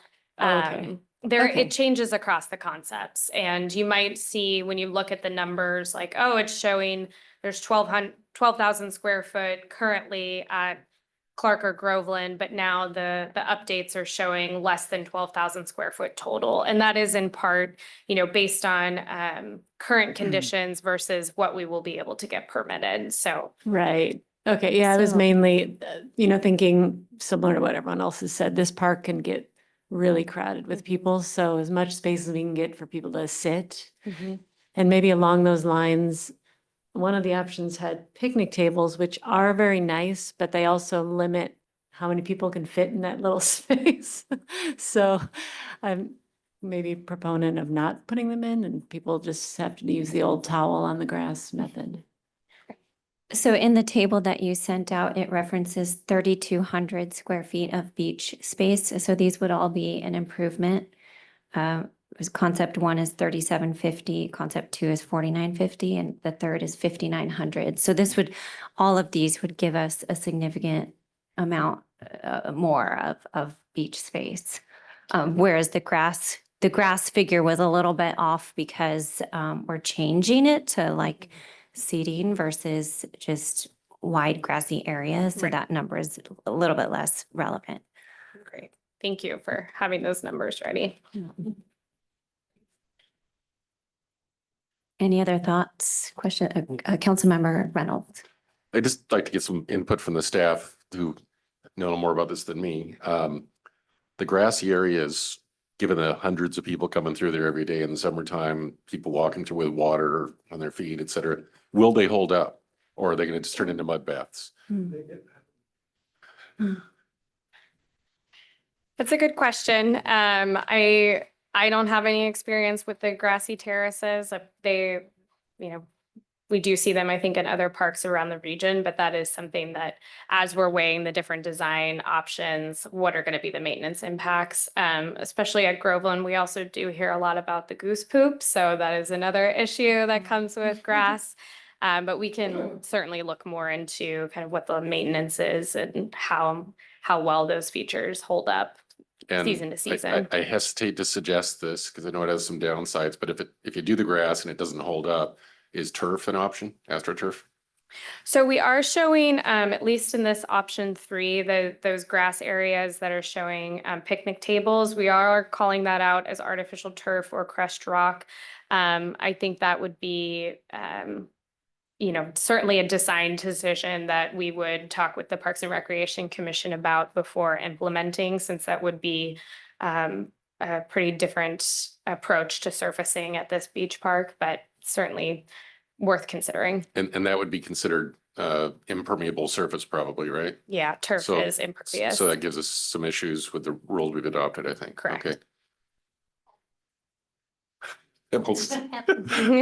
All pebbles. All pebbles. Any other questions or comments? Okay, so I think just a quick summary, it sounds like option two is really a strong contender here, with a few modifications, trying to get that ADA path over to the deck, putting the restrooms access closer to the volleyball court. We want some picnic space, but not too much. And it sounds like we prefer the larger beach area to the smaller concept one. And then maybe a putting green or a water trampoline or TBD for that floating dock. And any other, the play area down by the beach, we like. Anything else? Commissioner Bretman? I heard a lot of people who liked having the grass area in a Yes, smaller the grassy beach. area.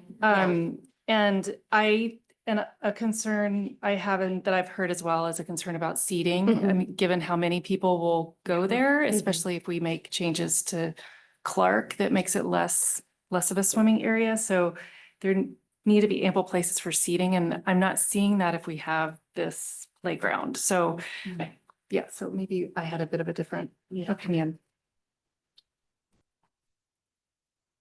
Okay. Yeah, I think I totally understand your point and agree with that. All right, yeah, so maybe, yeah, if that's going to eliminate the seating, it sounds like the grassy seating is really something people want to see. If we can do the grass, yeah, because that gives us a lot more seating by removing the play area. Great. Yeah. Okay. Any other comments? Just some concept images. This is showing a little more about what a swim beach could look like. Notably, the picture on the left hand, this mat that they're showing is an ADA beach mat. This provides a stable surface for someone with a mobility device or someone who just is a little less comfortable on unstable surface like sand or pebbles to be able to get out to the water. We are implementing one of these ADA beach mats at the North Beach at Luther Burbank Park, so we will be able to see how that functions as an accessible point at the well before any designs are finalized or constructed here at Groveland. And then here's a little more of what some of those lawn terrace opportunities could look like. So, you know, here on the left-hand side, they're much kind of deeper, wider. This would probably be very similar to what an option one would look like in your design concepts. Maybe similar to, this is in the bottom right, kind of a less intense approach, but still, you know, a fair amount of grass space. And then the top right is just kind of another opportunity that shows maybe less of a terrace, more of a grass berm that would be connected to a seating wall. And then just some ideas for pier and swimming amenities. One option we didn't throw out for the detached dock facility is maybe a detached picnic table, but here you can see kind of what a detached hammock might look like.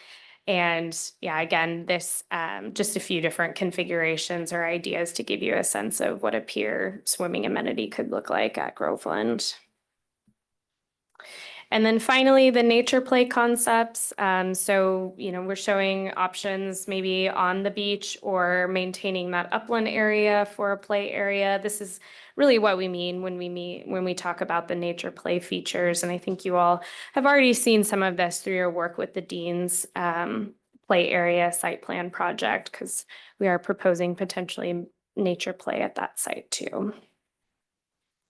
Here's some more options. We really love playgrounds here, so we gotta have more options, more photos to get you excited about those.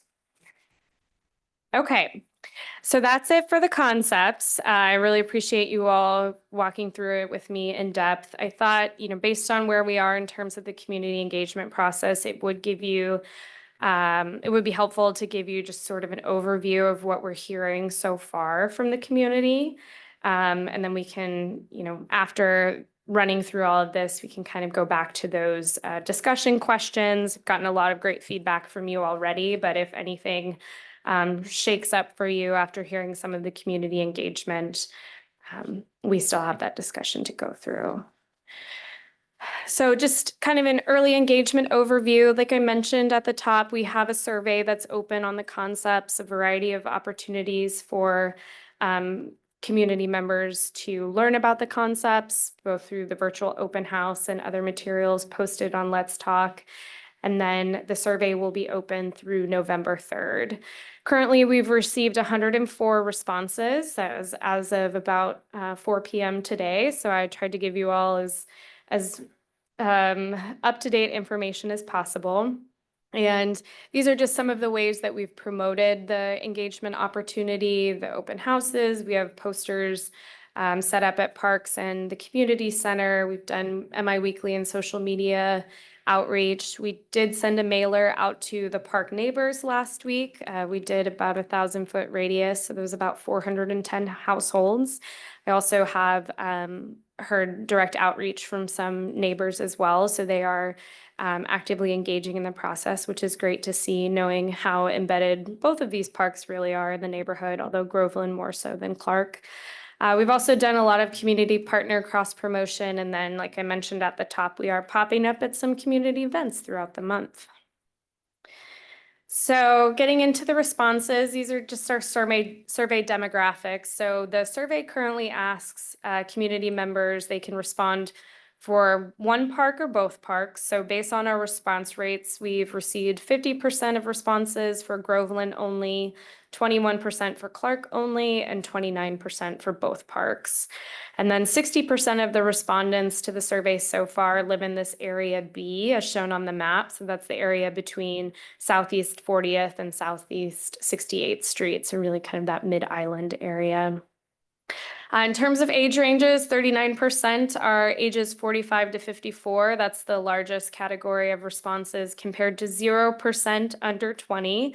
Heard a lot about, teens tonight, so we will definitely be working after tonight to make sure that we're getting some more engagement from our younger folks here on the island. And then 50% of the survey respondents have noted that they do not have children under age 18 living in their household, which actually was a surprising statistic to me based on who uses this park. So getting into Clark Beach Park, the questions start out with kind of a look at broader site features. So based on those questions, 63% of the respondents say they value the accessible paths to the waterfront and between amenities. So that aligns significantly with what I heard tonight from the commission. 69% support having a small watercraft launch point, but only 40% said an ADA accessible launch would be important. So that would be something, in the photo here, we're showing beach launch, but we also showed options in design concepts 1 and 2 that would include an actual small watercraft launch point on one of the piers. And then 52% do find a rinse-off station outside the new restroom important. So even knowing the potential for eliminating formal swimming amenities at this park, a rinse-off station is still of interest to the community. So getting into some of the deeper kind of concept-related questions, like I mentioned before, we really structured the survey to align with that idea that the different features are interchangeable. So we asked about different categories. The first was waterfront amenity improvements. The Clark Beach portion of the survey includes 2 questions.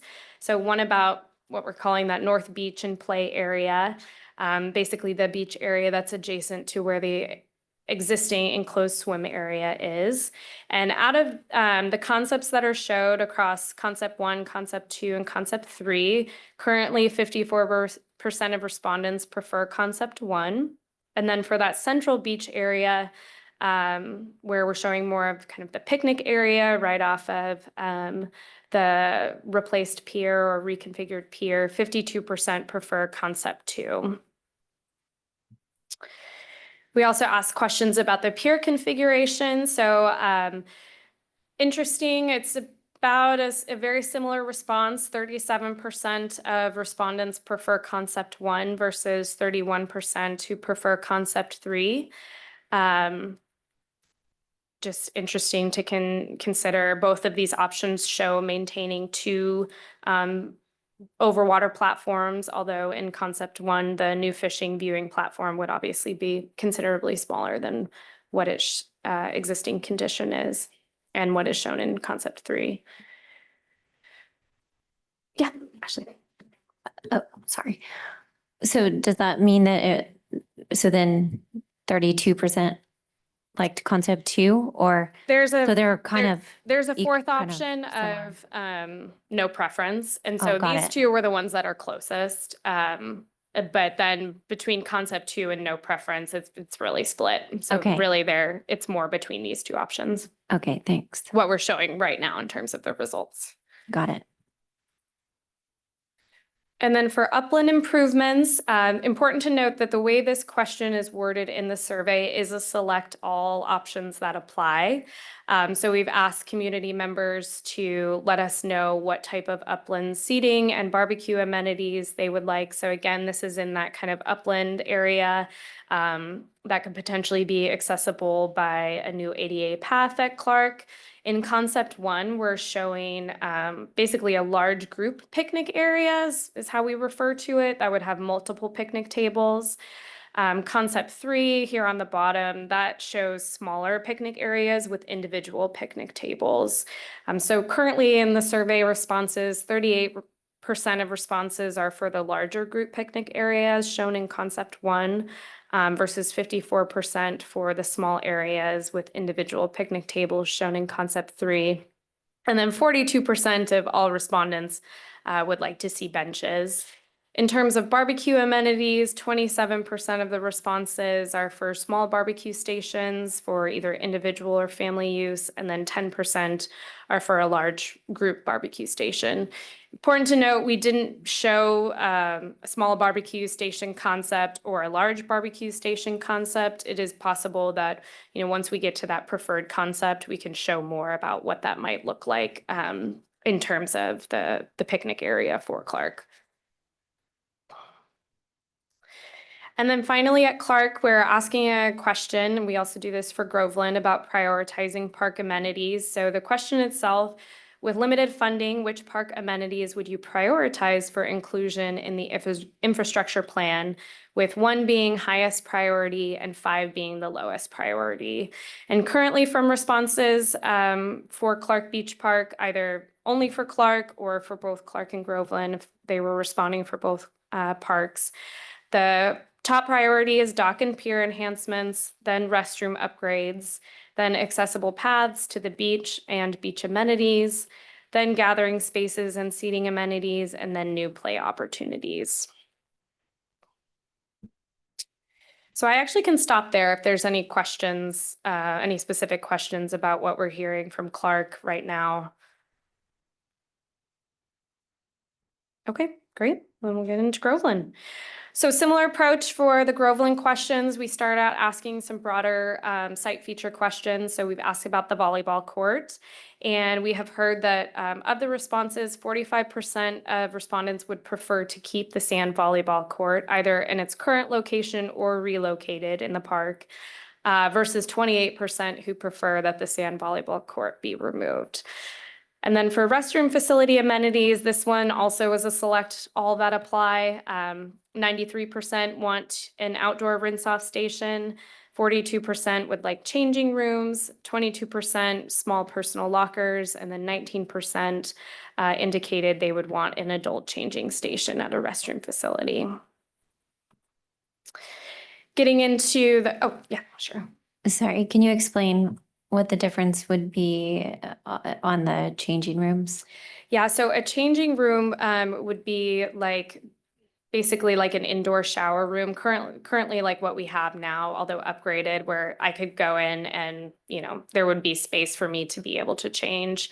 An adult changing station is for a caregiver to be able to help someone who has mobility challenges or, other types of challenges, either based on age or physical or other abilities, I, as a caretaker, could go into that space and assist them with their needs.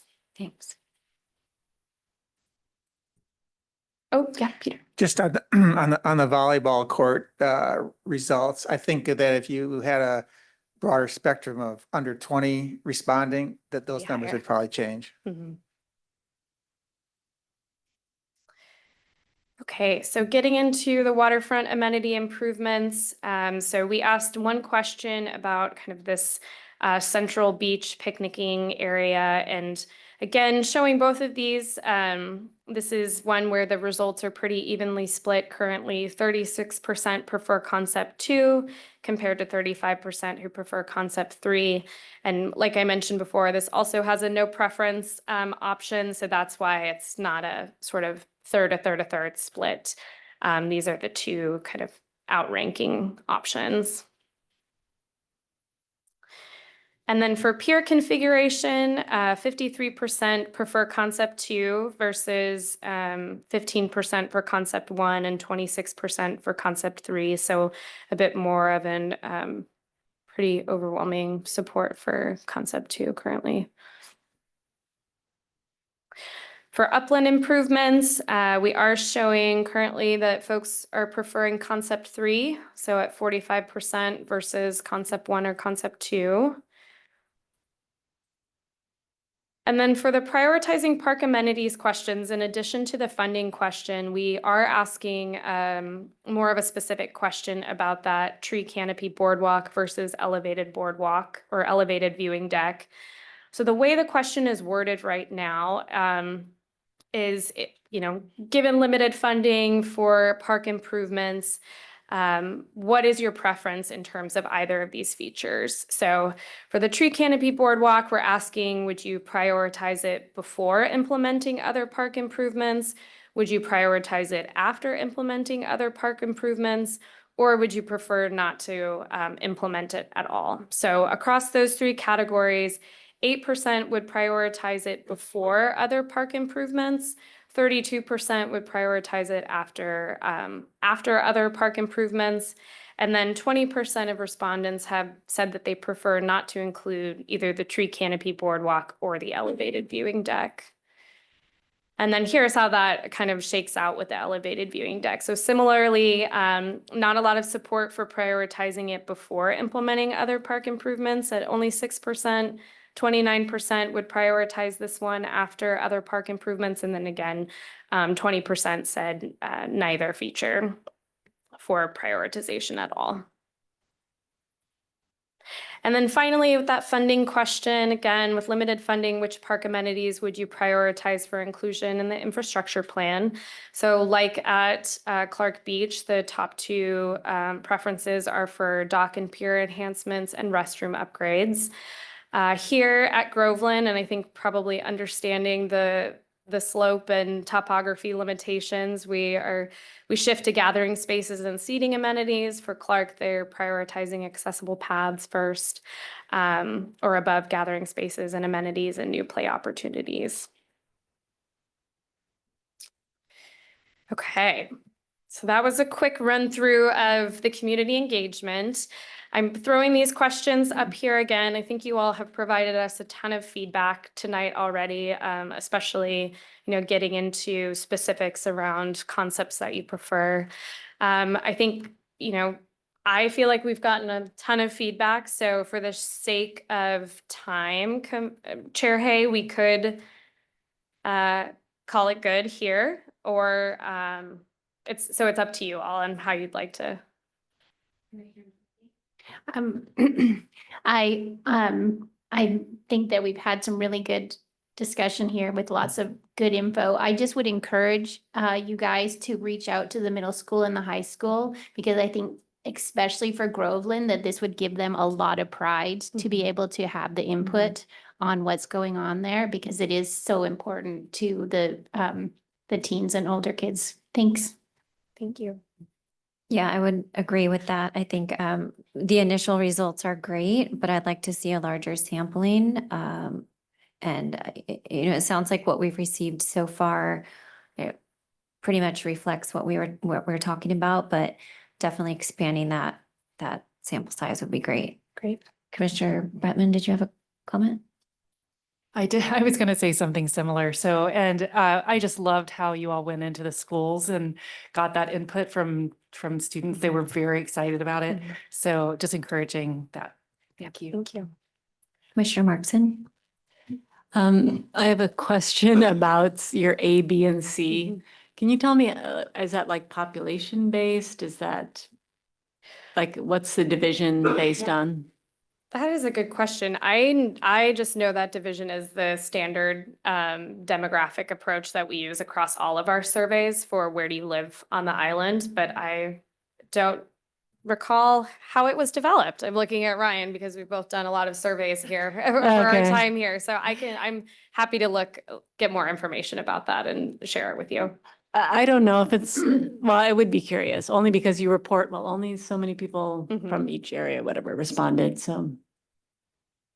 Presumably it's the same population in each group, but seems odd, given the space. Thanks. Okay. Councilmember Reynolds? Was gonna make the same observation that Sarah made, that I think it's based on geographic features, but I doubt it's equal population. Because the top half has got all the multifamily housing. It's gotta be bigger up there, I would think.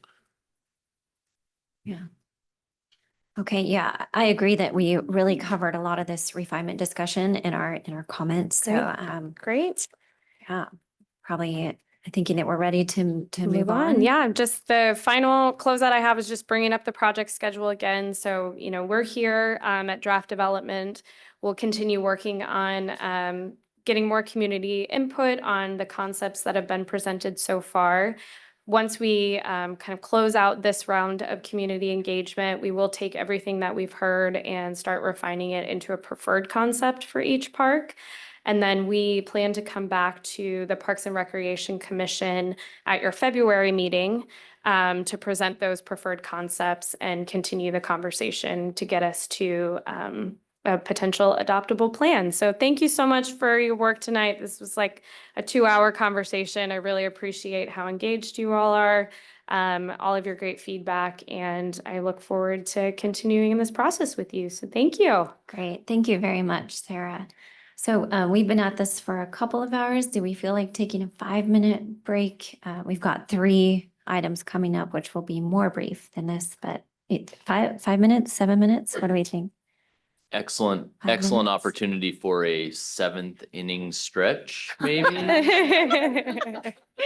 All right, maybe 7 minutes. Let's go ahead and take a 7-minute recess and then we'll be back.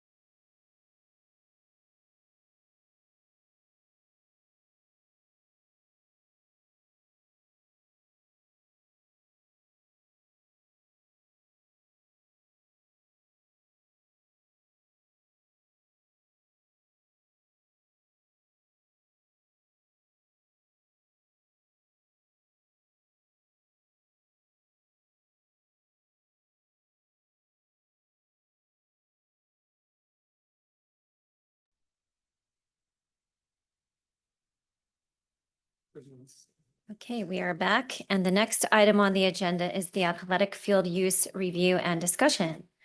For that, we will welcome Recreation Manager Ryan Daly. Good evening, commissioners. Tonight I'm joined by Jeremy Jasmine. We are going to go through the athletic field use that we've seen on our fields over the last 4 years. The goal tonight is to provide that information, get an idea of frankly how well these athletic fields have performed over the last year and how much usage we've seen, but then also have that lead into a policy discussion at a future commission meeting for us to discuss opportunities and ways that we can enhance that policy to further meet Islander needs. So Jeremy, go ahead and share your screen.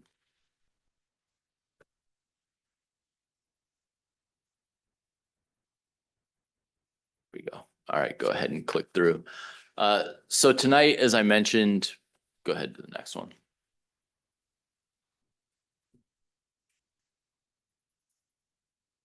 There we go. We're going to go through some quick background on athletic fields, how the current policy came into play. We're going to talk about the booking process, the steps that we as staff actually go through to schedule the athletic fields. We'll discuss the 2022 to 2025 field usage and who's using those fields. We'll deliver some key takeaways and then highlight some challenges and frankly, some opportunity areas we have with the current policy to enhance that. And then we'll talk about the next steps and have a bit of a discussion. Jeremy, I'll let you take this from here. All right, good evening. Quick background, back in 2016, the city kind of officially created a field use policy and was adopted and applied later until 2022. It created a system for field allocation that relied less on historical use. And then in 2001, staff hosted a virtual meeting for that was on Zoom with the athletic field users. Participants reviewed existing field application and allocation process. The staff announced intent to update the city's field use policy at that meeting as well. Finally, in April 2022, they just distributed a draft version of the updated policy to field users for review and feedback. And then finally, in May of 22 staff presented a revised draft incorporating staff and user input and that focused principles on being benefits focused, support device use, equitable and fair, and demonstrated good stewardship of the facilities. The PRC conducted review and discussion, and then it was formally adopted as the current athletic facilities allocation and use policy. This is where the priority booking process kind of takes to form here. There's currently 2. And we dedicate approximately 1,500 staff hours annually through this booking process that we call the priority booking window.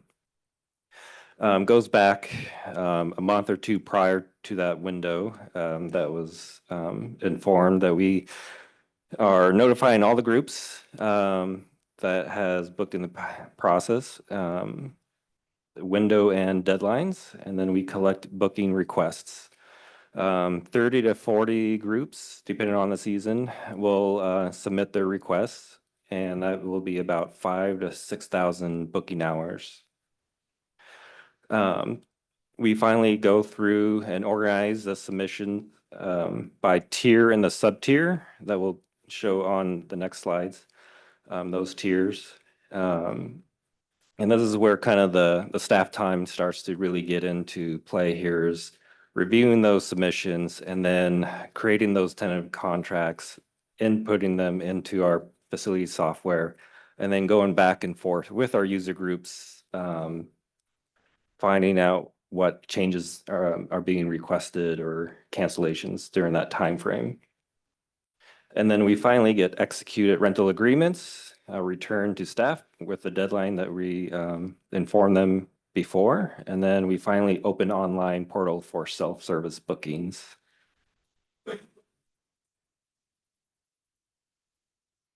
And In the last couple of years, we looked to improve this process by introducing a web-based request system. It's known as Civic Optimize.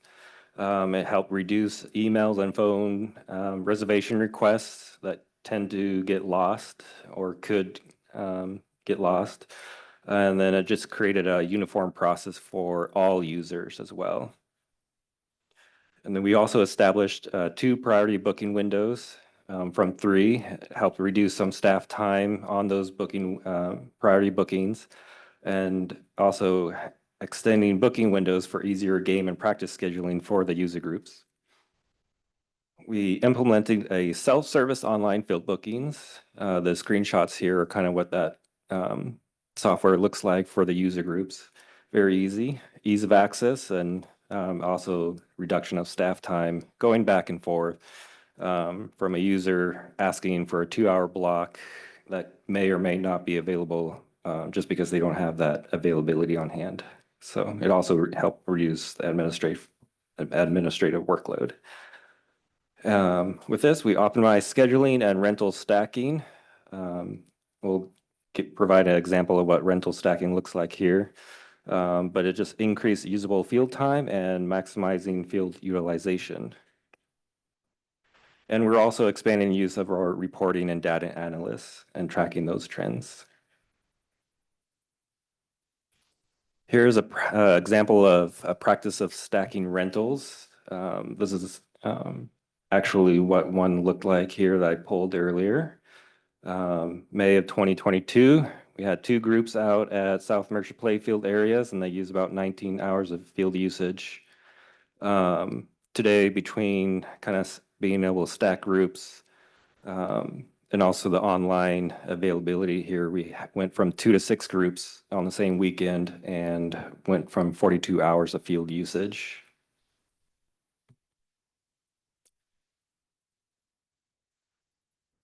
Some current usage, we have unique accounts are groups which are included in numerous teams and or coaches. Just think of your family account. If you have one with our system, you got multiple family members, but you are in your family account. And then between 2022 and 2025, unique accounts have increased by 92%.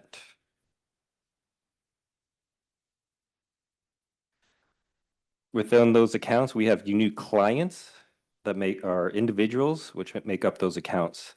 And between that same time period, we have seen an increase of 115%, 46 to 99. And with that online availability, coaches are now able to go online and book that time block that they're looking for. Whereas in the past, they would have went through just one coordinator. And then again, you're going back and forth a few days of just finding that time availability here. Question? Yes. So could you give an example? So if I understand it, so if I'm like Mercer Island Youth Soccer Club, and so that'd be like one client, would that be a client? And now what you're saying is under that banner, you could have 20 different coaches involved, and they would, as individuals, would all be able to go in and say, well, for my team, I want 2 hours here and 2 hours there, et cetera. Yes. Okay. And we've seen that with a couple of baseball groups here on the island. Coaches are just going online, making their makeup game, and they know our insurance policy and procedures, and they just say, hey, we're part of this group. Here's our insurance. I made a booking online. And we also get notifications. So there's a check and balance process too. And then current usage from 2022 when this current policy started to 2025, we've also seen an increase of 45% hours by the year here. So another question on that. So for 2025, you got 11,500 essentially. Is that 60% of capacity, 100% of, I'm just curious, kind of round number where you'd be. That's a great question. That's a tough one. because we break it out, we don't really break it out into desirable hours and things like that, Mhm. because obviously our winter season is much lighter usage for the most part. But if I was gonna throw out an estimate, it'd be somewhere around probably 75% Okay. utilization. Thank you. Also, I just want to note, these numbers are from the beginning of October, and we're still receiving online bookings, so this number would be a little bit higher by the end of the year. Or can be. Yes, sir. Do you have any idea what's driving this? I mean, that's an impressive increase over a short period of time. I'll take that one, Jeremy. Having new sports. And Jeremy's gonna cover this here in a couple of slides, but he won't do it, but I will toot his horn for him. Jeremy took over our athletic field rental program or service in 2024. The tools he started to implement specifically were the stacking, the rental stacking we talked about, which created more opportunity for people to book more time or different groups to book more time. And then the other part is this online booking process that has just made it so much easier for individual coaches to just go book time.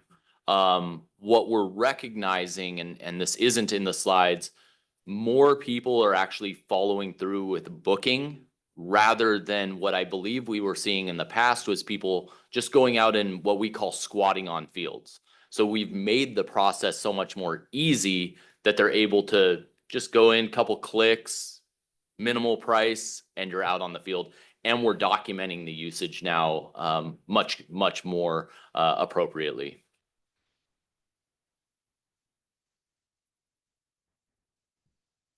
So this is the hours broken up by the tiers. We have a tier 1 that's most residents, and they're about 83% from 2022 to 2025. They are nonprofit youth, recreation base, nonprofit adult, and then you got your nonprofit youth and adult or non-recreation based organizations. And then you got about 8% for tier 2, your non-residents and their recreation based nonprofits. And then finally, tier 3 are your for-profit. Most of them are off island, and that's 9%.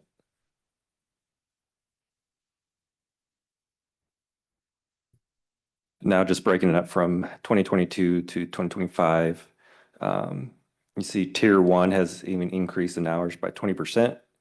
Those are your on-island groups. Tier 2, we see the quite a bit significant increase there. Just kind of going back to online availability where these organizations and coaches have been able to go online and fill in those gaps after tier 1. And then you got tier 3 that have seen an increase as well at 60%. But all across, everyone's getting on the field more. Yes, sir. Question. And maybe you'll get to this later, but so on our definition of non-resident, we say less than 75% of the team or participants are off island. I mean, we're given a huge increase. I mean, are these basically groups that basically are like 10% island residents? So it's really truly off island, if you will. Yes, that's exactly what we're seeing. I think generally those tier 2 groups have some sort of a connection to the island. Maybe they have 1 or 2 players per team. A lot of times our tier 2 group is more individual teams than it is, a larger organization booking fields with us.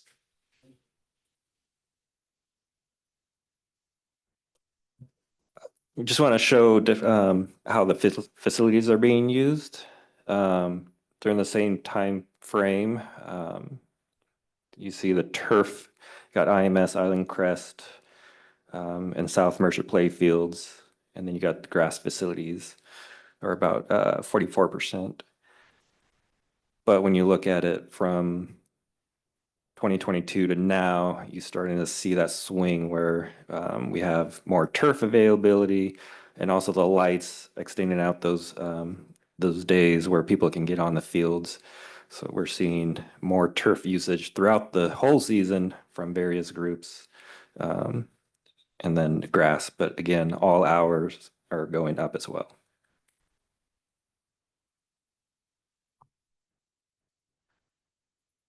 Five key takeaways: booking hours and numbers of groups have risen. Tier 1, which is residents, make up the significant majority of use. Synthetic turf field lights are more desirable. Demand for from new sports, adult leagues, and non-resident users have risen. And now year-round programming has increased as well. Yes, sir.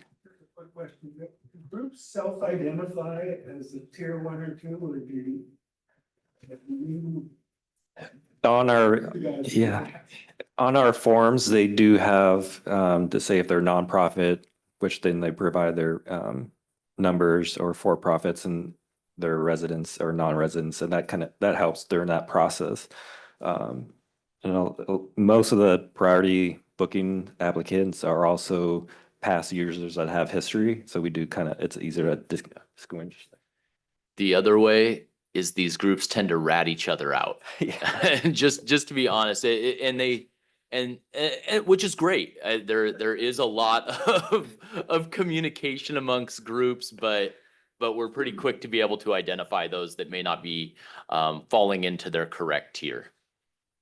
Yeah. Some challenges and opportunities, though. We have currently a complex 3-tier, 7 sub-tier structure. We're seeing the growth of select teams, blurring some definitions. We got an increased year-round field demand, expanded seasons.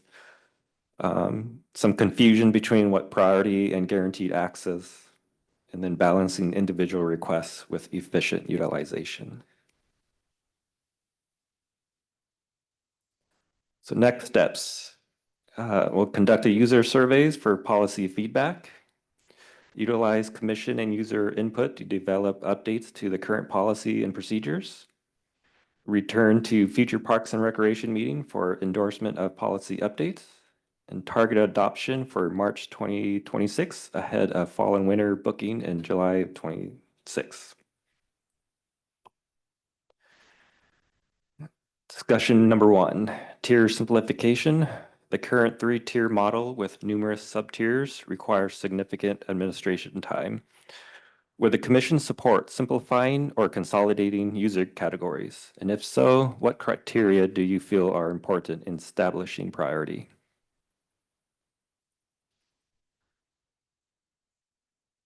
Commissioner Stock? My thought is, based on the data, so you had non-resident, I guess that's tier 2 at 8%, and for-profit at 9%. I would just consolidate those, rather than having 2 subgroups. I just consolidate and say tier 3, resident, non-resident, for-profit, tier 2, non-resident, blah, blah, blah. And I guess at this point, keep tier 1 the same, although I did have a question on tier 1. I didn't see the data breakout, but number 3, nonprofit, youth and adult, non-recreation. I don't know if that's a significant category, or if that could be consolidated. I don't know the answer to that. Yeah, it's an interesting question. We didn't do a good job of highlighting maybe what the difference is within tier 1 of nonprofit youth recreation based organizations versus nonprofit youth non-recreation. Non-recreation is considered your select teams. One of the things, and again, we didn't do a great job highlighting this, one of the challenges we've started to experience over maybe the last 3 years is the emergence of, we consider them select teams, but they're resident teams that are formed on Mercer Island that can't carry 20 players on a baseball team. So they have to carry only 14, but there's not enough players for 2 teams. So there are cuts that are made, but they're getting a essentially a lower opportunity to access the fields. And so when we're talking about where those lines are blurring between select and recreation, some of these teams really are truly recreation, but they're just separate. Maybe there are kids who want to play year-round baseball or soccer. That's not a sport that's being offered by the Boys and Girls Club or the soccer organization. So it's one of those things that we're kind of contemplating on looking through it from a lens of enhancing resident access or all resident opportunities, as opposed to just those that classify themselves as a recreation-based organization. If that kind of makes sense with what Jeremy and I have been wrestling with.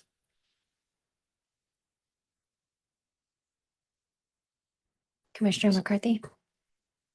Thank you. Yeah, looking at that, that is really tricky because as we know, there are several, or there are at least one here that like says that it's recreation, but the recreation is like 25% and then the competitive is 75%. So yeah, I don't feel like I have a good thing for you, except that I feel like youth sports in general are changing. So maybe we need to look at what we are prioritizing and to make it equitable. Commissioner Struck? Yeah, I would be supportive of kind of this expanded definition of, kind of combining select and quote unquote, the traditional recreation. My only hesitation a little bit is clearly generally when you go to a select, it's a bigger time commitment. And so they're going to request more practice time, et cetera, et cetera. And I wouldn't want that the truly recreational groups, get materially shortchanged in that Right. process. But other than that, I don't have a problem with it.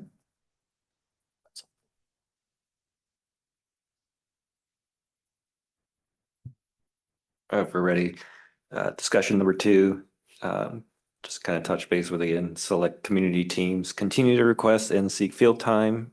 Should staff look for ways to increase this type of resident access?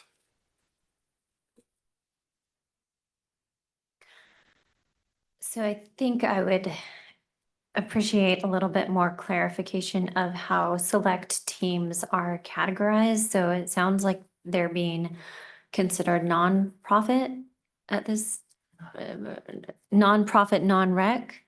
Correct.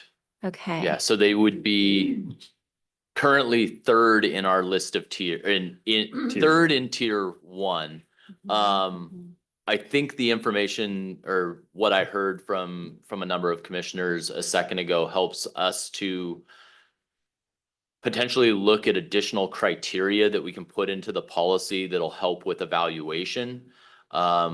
If these types of teams, if we were to classify youth, basically just youth residents, and then move from there and have additional criteria that we can weigh.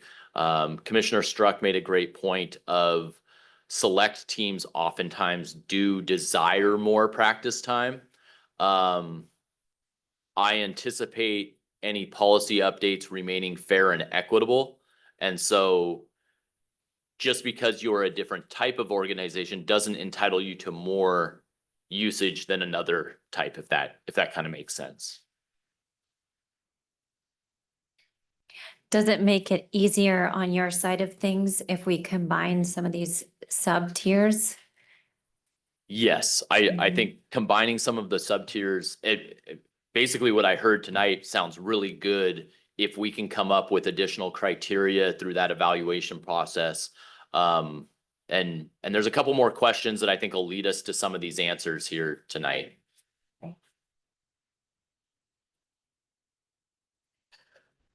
Number 3, allocation criteria. Should priority tier guarantee all requested times, or should staff maintain flexibility to optimize field schedules for the greatest community benefit? Should staff continue using multiple criteria, residency, age, type, participation level, when evaluating access, rather than relying solely on age and residency? And I'll just introduce this real quick. We talked about the stacking of rentals, and that starts to play into that first bullet point on priority with tiers.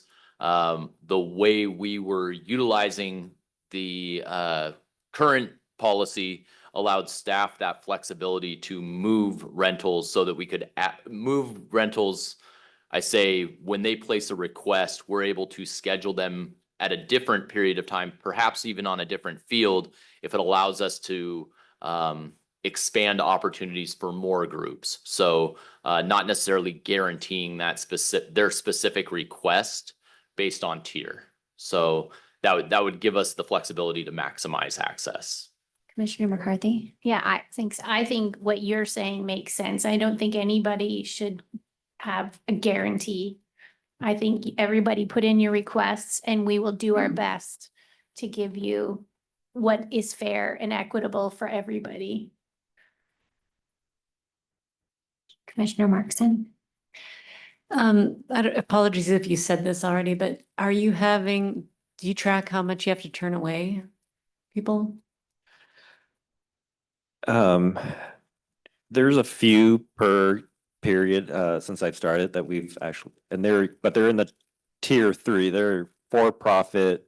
They're looking for large of usage, and by the time we get to that point, it's kind of like, well, we have this day or this time, and they're not really interested in what we have left. Right. Okay. So it's maybe not a big problem yet, but anyway, okay, that helps. But go ahead. Sorry, the challenge is actually between quite honestly, just to be frank, tier 2 and tier 3, we don't put a lot of effort into. I mean, it's just not there.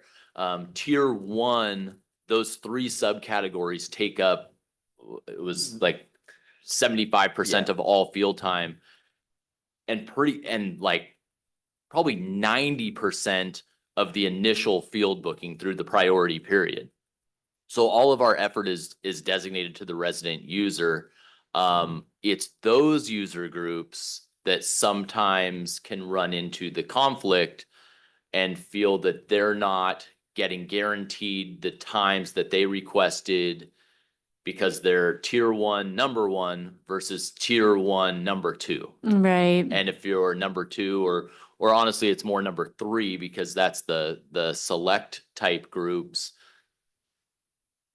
that there become complaints over them getting field access over another user group. I think I also support that you should be able to optimize field schedules, but I'm not sure if this is what could happen, that you like let's say you have a select group and they have a practice. It's like one time on one day and a different time on another, like it's moving around so that you can maximize use. And as a parent, I'd be like, that's pretty tough. Right, yeah, right. But I could see, I like the idea of optimizing use of the fields. Commissioner Struck? Yeah, I would just second what Sarah just said. I think that, you know, especially coaches and parents, once they set up a schedule, you know, that's kind of how they set their schedules. So to get bumped, yeah, maybe once a season, you know, very, very little, very, very less often. I would think that, you know, the only thing I can think of that would be the biggest issue might be baseball, because they really have that one field, or that's 2 fields, I guess 1 really. And so if, you know, they have rainouts and want to reschedule that, and there's soccer teams playing on those fields, or football, you kind of say, well, football, you got to move here or there, kind of thing. Yeah, and we very rarely do we ever change a booking after the contract's been finalized. Oh, okay. So a lot of this, the flexibility or the back and forth, that's when we're in that development process of laying out those schedules. But as Commissioner Markson said, something that we do really try to focus on is consistency. Like this group, every Tuesday and Thursday, they're on the field from this time to this time. There's some weird situations that come up through the allocation process, and you have like track meets. Track meets only happen like 3 or 4 times total in a year. They only have 1 location that they can use. And I don't want to say the term bumped because we're allocating the time through the scheduling process. But sometimes a group won't get their consistent practice time once a month because there's a different circumstance or a different type of user group that needs to occupy the field. And again, because this is during the priority booking, that time where we're going back and forth with user groups. If there is any weird one-offs, we try to include that in our messaging to them so they're ahead way before those opportunities come arise.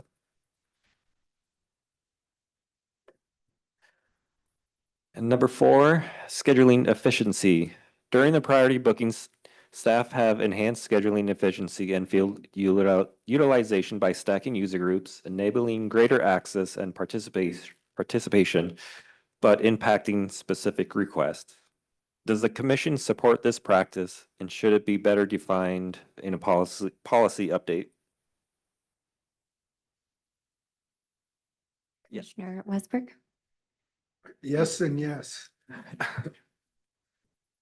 Yeah, I agree. It's obviously incredibly efficient and effective, and it gets more users on the courts and fields. So I think this is one of those policy versus process things where the policy is that you allow the stacking, and how you implement it is the flexibility part of it. So I don't think, I don't know that you need to elaborately define it, but I think it's working very well.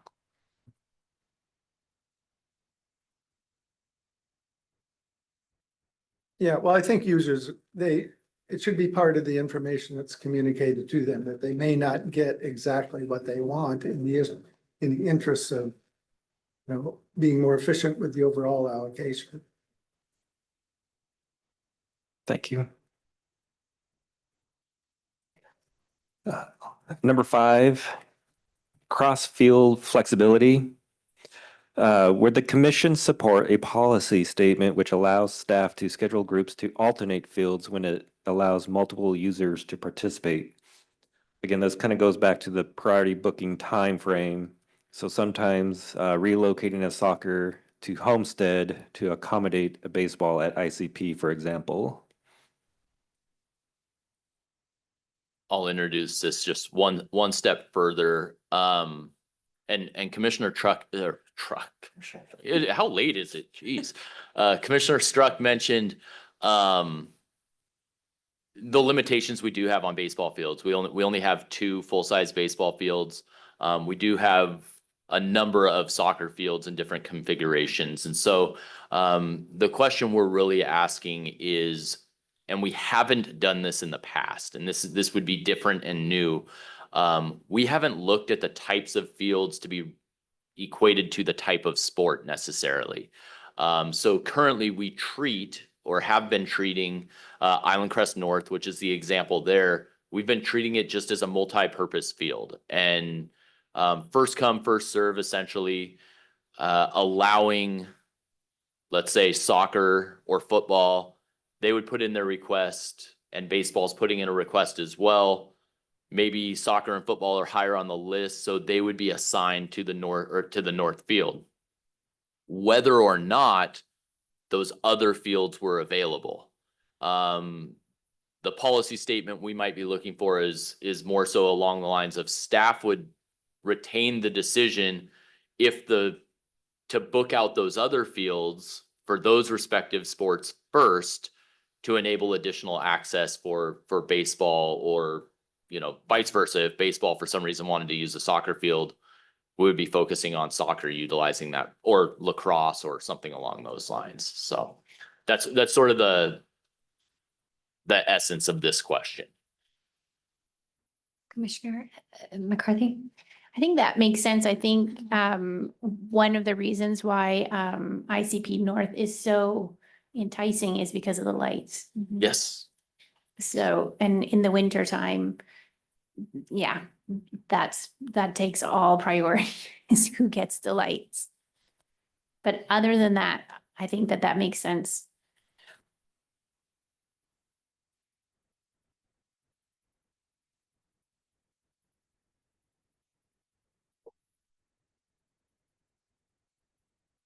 That's it. Oh. Any other questions, comments on this topic before we continue to roll forward? An ignorant question, I may have missed something, but you're talking a lot about field scheduling. Are there equivalent issues with court scheduling? Is that that's next? We're about 3 minutes away from. Okay, I should have read my agenda more closely. A whole Perfect different ball of segue. wax. I would just Okay. say this is phenomenal, the growth that's been happening in the past 3 years. So thank you for this really efficient system, which is increasing revenue and getting a lot of people out there to play sports. Thank you.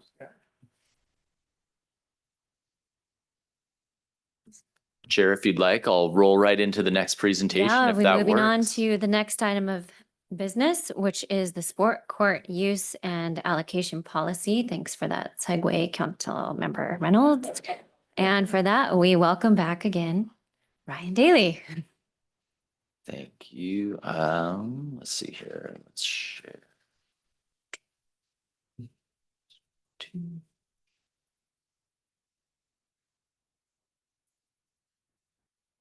All right. Thank you again, Ryan Daly, Recreation Manager. I'm going to introduce the sport court use and allocation policy.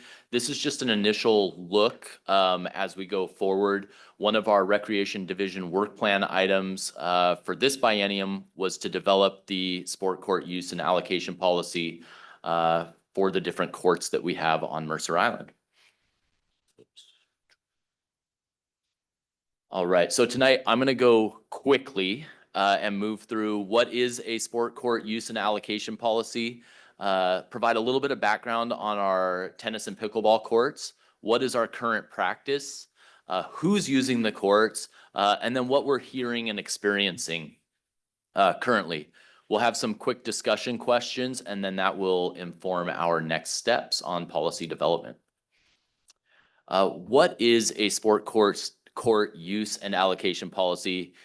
You just heard us talking about the athletic fields. We also have one for the community center here, but essentially it establishes a fair and consistent and transparent guidelines for how sport courts are scheduled and used, defines priority of use, criteria, and restrictions on reservations or permits for those facilities, provides clear framework for staff decision-making and community understanding, and also, hopefully, reduces user conflict, overcrowding, and adverse impacts to other amenities and facilities.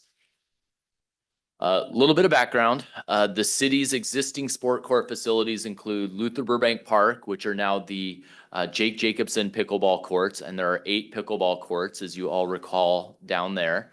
Aubrey Davis Park, that's 4 tennis courts. Homestead Park, 4 tennis courts. Island Crest Park, 2 tennis courts. And I made a mistake already. Island Crest Park, we actually don't do hourly reservations there. That's at Aubrey Davis Park. So at Aubrey Davis and Homestead, we do allow hourly reservations on those courts. And then 1 singular court at Roanoke Park. Our current practice, the city does not currently have a policy in place to guide the allocation and use of sport courts. Sport courts are primarily available for drop-in use and play during stated park hours. General rules are posted at all of our facilities, but do not provide any guidelines on reservations or tournaments or instructor play. Staff do manage these limited reservations. That's Jeremy. He handles all of those for us at tennis courts. We do not currently offer any reservations on the pickleball courts. However, staff did permit a single pickleball tournament in August, but have otherwise, as I mentioned, declined all reservations for pickleball courts. Who's using our courts? We estimate 60 to 70% of users are Mercer Island residents for tennis specifically. This user group tends to be less engaged. We don't hear from them quite as often. Demographics tend to be a younger age population than we see with pickleball. And we do have some challenges with unauthorized instructors on our tennis courts. Those limited rentals I mentioned earlier include the Mercer Island tennis team, city coordinated summer camps, some third-party private instructors that do receive permits through us, and then also, and very rarely, some individual patrons. And when I say limited, the high school uses throughout the season, how often, Jeremy? Like hours or something. Yeah, like weekly. Three times a week. Okay, so the high school uses it about 3 times a week. Summer camps are about 3 or 4 weeks through the summer. And then third-party instructors, individual patrons, we're talking about 3 or 4 a year. So very, very limited. Pickleball, staff estimate 40 to 50% of the users are Mercer Island residents. That information really comes from here at the community center. We see a 50% resident user rate here at this facility. We see diverse demographics of users, a lot of different ages coming and using that facility down at Luther Burbank. They tend to be a much more engaged and vocal user group. We do have some unauthorized instructors that have popped up on our courts. And as I mentioned earlier, we've only had one reservation that's been permitted down there, and that was the Rotary Club 3-day tournament fundraiser that took place in August. What we're hearing. So Dink on Mercer Island is a local nonprofit group that just supports pickleball on the island in all different aspects and supports the city in our communication with users. And so they developed a survey, submitted that out to their group. 26% of those who responded supported having paid coaches able to reserve the courts. 50% supported allowing sponsored tournaments. 35% were uncertain and 15% opposed. And breaking that down a little bit further, 55% favored hosting 2 tournaments a year in spring and summer. 30% said that 1 tournament was enough per season, and then 15% opposed tournaments entirely. Additional input we tend to receive, the courts are extremely busy during weekends and summer evenings. Many members support exploring revenue opportunities through private events or permitted use, providing time slots and opportunities for differing skill levels, creating predictable play windows to reduce overcrowding, and then offering structured programming for beginners such as clinics, camps, and lessons. And I'll just say, overwhelmingly, the response we hear is drop in, drop in, drop in, allow for that type of access, and less on reducing that opportunity. For tennis, as I mentioned, 60 to 70% are Mercer Island residents. The primary concerns we hear from this user group is the unauthorized private instruction occurring on the courts, and then pickleball players making marks or modifying the tennis courts for dual use without authorization, and then individuals or groups who are monopolizing the court, limiting fair access to others. And as I mentioned, we do have general rules in place that help to navigate that, but not everybody follows the rules. Now that Luther Burbank, Jake Jacobson courts are now available, has the modifying the other tennis courts, that activity been reduced, or is it about the same, or? Actually, no. It's actually gotten a little bit worse. Because of the popularity at Jake Jacobson courts, we do have a number of individuals who continue to reach out and want to have other courts striped for that use. That is something we've, as a Parks and Recreation Department, have continued to decline. There is opportunity at the courts here at Luther Burbank for pickleball players that maybe aren't the ideal peak time, but as anyone can imagine, any really nice park asset is going to be busy on those extremely nice days, and that's just a challenge. One of the areas that we're trying to stay away from, and this was, I think, one of the better decisions and recommendations the Parks and Recreation Commission made was separating usages. We made that as a focus for implementing the courts down here at Luther Burbank of separating those usages. That's worked out really, really well. When you start to introduce that cross mix of two different type of sports on the same facility, inevitably you're going to have user conflicts. So starting our discussion, staff have a few suggestions for the policy development. One is establishing clear categories of use, being drop-in, hourly reservations, and special events.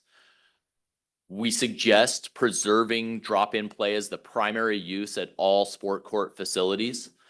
Limit events which may adversely impact or other park patrons or adjacent facilities by predetermining the allowed size and the number of events to be offered annually or monthly.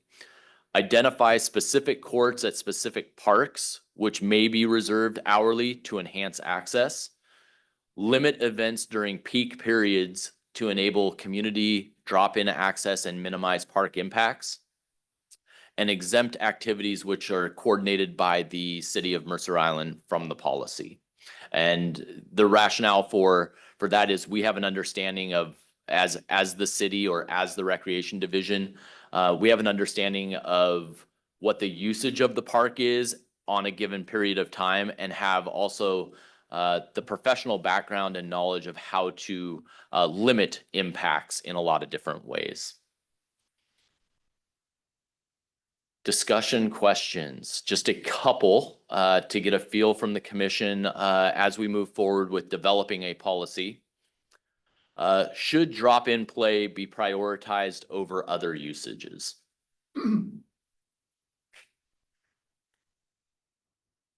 Commissioner McCarthy? I would say, especially for pickleball, it kind of has a history of being the drop-in, and that's the culture of pickleball. So to try and to change it to something else doesn't seem that it would work with their culture very well and create more conflicts in the end. Vice Chair Westberg?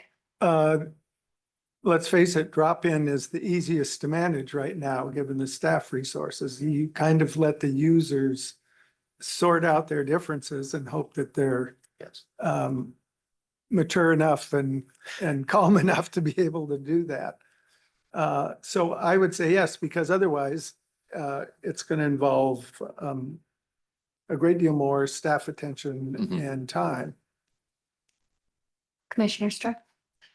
Yeah, I would agree with that in principle, although I think especially if the sport continues to grow, having a reservation, I think of golf, I like, I've got a reservation at X time. I know I can play for an hour or whatever, as opposed to, going down there and, oh, it's full or whatever like that. So I agree it should be prioritized, but I just caution. Well, that was a great segue to the next question. Should courts be available for hourly rental by the public or private instructors? Should certain court facilities or portions of be dedicated for rentals and others for drop-in use? And so just to kind of give some insight into this question, we had toyed around with, we have 8 courts at Luther Burbank, setting aside certain times where 2 of those courts are able to be reserved while the remaining 6 are structured for drop-in play. One of the things that we've experienced or that I've seen is pickleball is a very embracing community. They want people to come play. It's a social game, but not all individuals are social or wanting to join that sort of mentality of play. My wife personally refuses to go play with anybody else or want to rotate in. She may be one who wants a dedicated specific time. And so that's sort of the question I'm highlighting to Vice Chair Westberg's comments on staffing resources, that is a real thing. That is a something that I'm contemplating how we deliver on reservations and rentals. So it'd have to be relatively self-service. I think having a portion of the courts available to reserve while still prioritizing drop-in is a nice solution. And then you can stack it so that you choose your hour or your 2 hours. And it's something that you could adjust over time depending on which courts are busy and certain days, certain times, certain number of courts.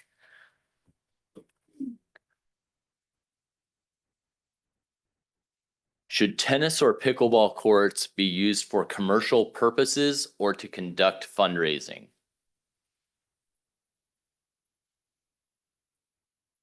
Vice Chair Westberg? Are you talking about fundraising for an organization? Like using it as for fundraising event? Yes, it could be for an organization or for a specific cause that Yeah. that an organization may be going toward. Commercial purposes, that's your I would think of professional instructors, or there are a number of pickleball for-profit organizations that have popped up that go out, reserve courts, run very professionally run tournaments and those kinds of things. Is that something we want to allow? Is it not? That's kind of the question. I would say use caution minimally. Not to categorically say, never do it, because we allowed the Rotary tournament.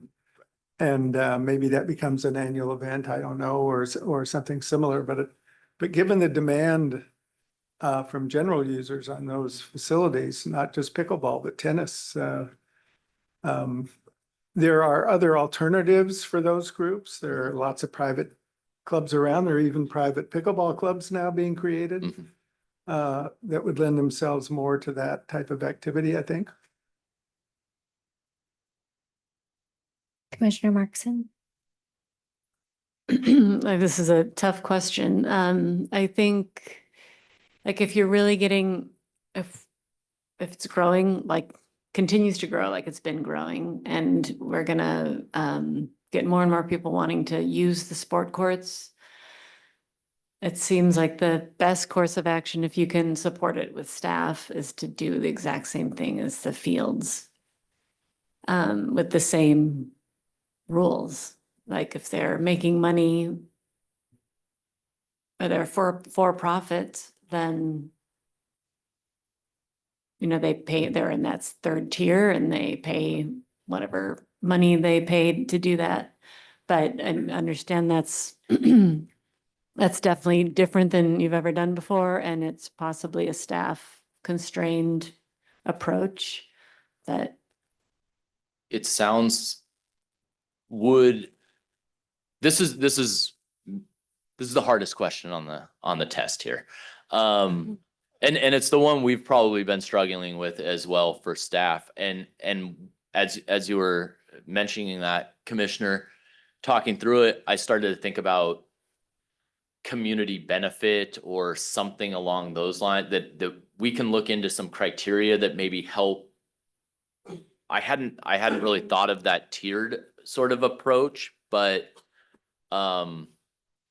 understand, and it sounds like limiting the volume of tournaments maybe or special events may be something that we're inclined to do. Inevitably, we would need we're going to get more requests than we have facility space for. So creating some sort of a criteria around that may be the direction to go. Commission as a whole, any thoughts on that? Well, I would just second what Sarah said. I would take a look at the field use policy and try to mimic that, if that's the right word, as much as possible so that you have some consistency there, but understanding that there are differences, but But yeah, I would establish the tiering, Okay. resident, non-resident, commercial. If I put on my Rotary hat, I'd say, yeah, like, a Mercer Island-based nonprofit that Hmm. will, whatever money they make will end up coming back to the community in some form or fashion. Commissioner Brett. I'm sure you're looking into this, but thinking about how pickleball usage is outside of Mercer Island and around King County and just making sure that whatever you set up is not incentivizing something that we don't actually want as an end outcome. But I'm sure you're looking into that of sort of what will be the ultimate impacts of these decisions that we're making as staff.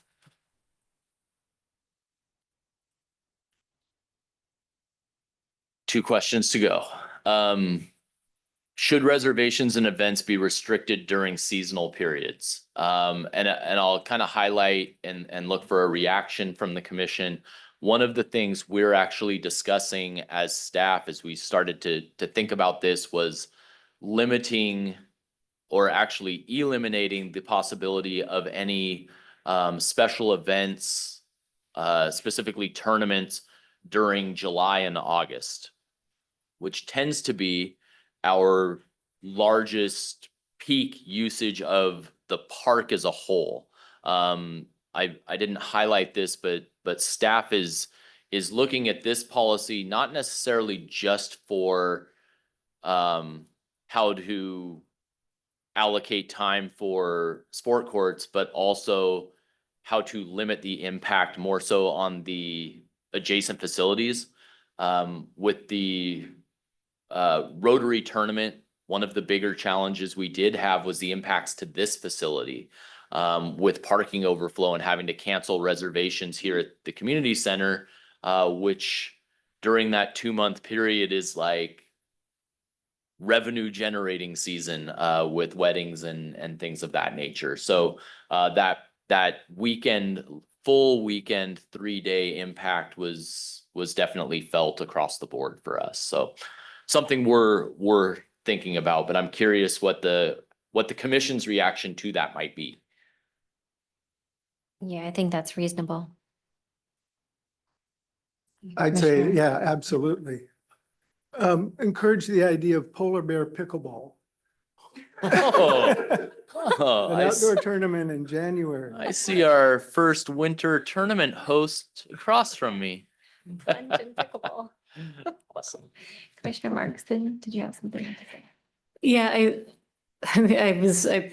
I could just really good thought process to go through all this stuff. But the one thing, and it kind of goes to your last 2 bullet points, is that as I think Commissioner McCarthy said, pickleball and tennis tend to be like, obviously only have 4 people or 2 people on the court. And a lot of people drop in to do it. Like, oh, you want to play tennis? Okay, let's do it right now. So you could have drop-in periods. I mean, you might have to be slightly different in your reservations because savvy people will book everything up or, book in advance, and then us like non-savvy will not do that. But anyway, that's one thing. And the other thing is, you have the conference or like all your room policy here, which takes into account some of the other things you just described. So it seems like some combination. I mean, if someone's having a running race on the island, they have to take into account a lot of things besides just the runners. And so anyway, it gets more complicated, as you know. We are in the home stretch. Should city coordinated uses be exempt from the policy?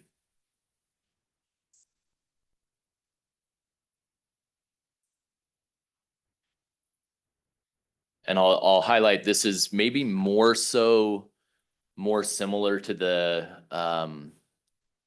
facility use and allocation policy for the community center and the athletic fields, in that the city, and frankly, the school district, actually, they're not included in the tiers. So those groups kind of figure out their schedules first and then move forward. So that's one of the considerations. The other consideration here is if the city were to, if we were to identify certain places where we don't allow reservation-based use by the general public, if for some reason the city at Roanoke Park wanted to do a targeted, and I'm making this completely up on the fly, and I'm not doing this, just to clarify, but if the city wanted to do a targeted tennis program in that neighborhood, Roanoke Park might be a great spot for those neighborhood kids to come drop in and play, as would any other location. But that would be a location that I would probably not be inclined to offer reservations to the general community based on size of the court limitations and things like that. I would say yes, because it's something that's being offered to the entire community, planned by the city. So I don't see any concerns with that. Okay. I will take us to our last slide. Well, Oh, sorry. I guess the question coordinated uses, so if the city says, well, we want to hold a pickleball tournament because we can make a lot of money. But you're not going to let the Rotary Club or somebody else do that. I'm not sure that, what's the community benefit? What's the difference in the community benefit, I guess, kind of thing. I don't know. As long as you didn't use your powers for evil. I will candidly say, one of the ideas that has been floated by maybe every single staff member that doesn't work summer celebration is the idea of a summer celebration pickleball tournament or something along those lines that tie that event together. The only group that would be able to run something like that would be the city, because we wouldn't allow that sort of a conflict with an existing special event. So that's sort of where the mentality comes from. But Commissioner Struck, I think your point is very, very well taken. And I'll think about some criteria as well and return with some ideas. Don't do it. Don't do it. Don't See, do it. that's why you're my favorite, Vice Chair.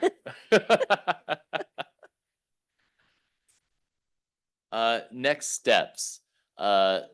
Staff will compile the input we received tonight. We're going to work on developing a draft sport court use and allocation policy, and then we'll return to a future PRC meeting to review that and seek endorsement. We were committed to coming back at the November meeting.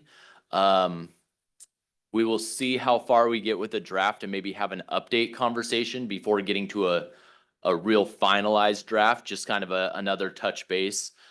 Ideally, I would like to have this policy wrapped up by and endorsed and implemented in January. So that's sort of the timeline I'm working with. So, thank you. All right, thank you, Ryan. Okay, we're on to the last item, one of the last items here on the agenda. Powering through. So next item is the letter of appreciation for Paul West. And I wonder if we can peek at it on the screen there. Or maybe everybody had a chance to look at it in their packet. This idea came up at our last Parks and Rec Commission meeting, and I want to thank the commissioners for coming up with the idea to do this. Paul West retired in June, and then we had our summer recess. And so this is our first opportunity to take a look at a letter thanking him for everything he's done with our parks and so many things, actually. So let's take a look at the letter and see if we have any changes to it. Would you like me to share that on the screen? Sure, if Okay. you have it handy. Otherwise, we can look at it in our packet here. Or if everybody had a chance to look at it, we can go on to just approving it. Did we all have a chance to look at it? Any proposed changes? Yeah, okay, so looks like there weren't many questions. So commissioners, may I have a motion to approve the letter of appreciation as written to Paul West? Okay, I so move. Thank you. There's a motion by Vice Chair Westberg. Do we have a second? Thank you. Okay, we have a motion by Commissioner Westberg, a second by Commissioner McCarthy. Does anyone have questions? Comments? Okay, staff, will you please call the roll? Thank you, Chair. Commissioner Markson, Aye. Commissioner Struck, Aye. Commissioner McCarthy, Aye. Commissioner Bretman, Aye. Vice Chair Westberg, Aye. Chair Hay. Aye. Thank you, Chair. All right, the motion passes and the letter of appreciation to Paul West is approved. Do we have his home address? Good question. I might hand deliver it.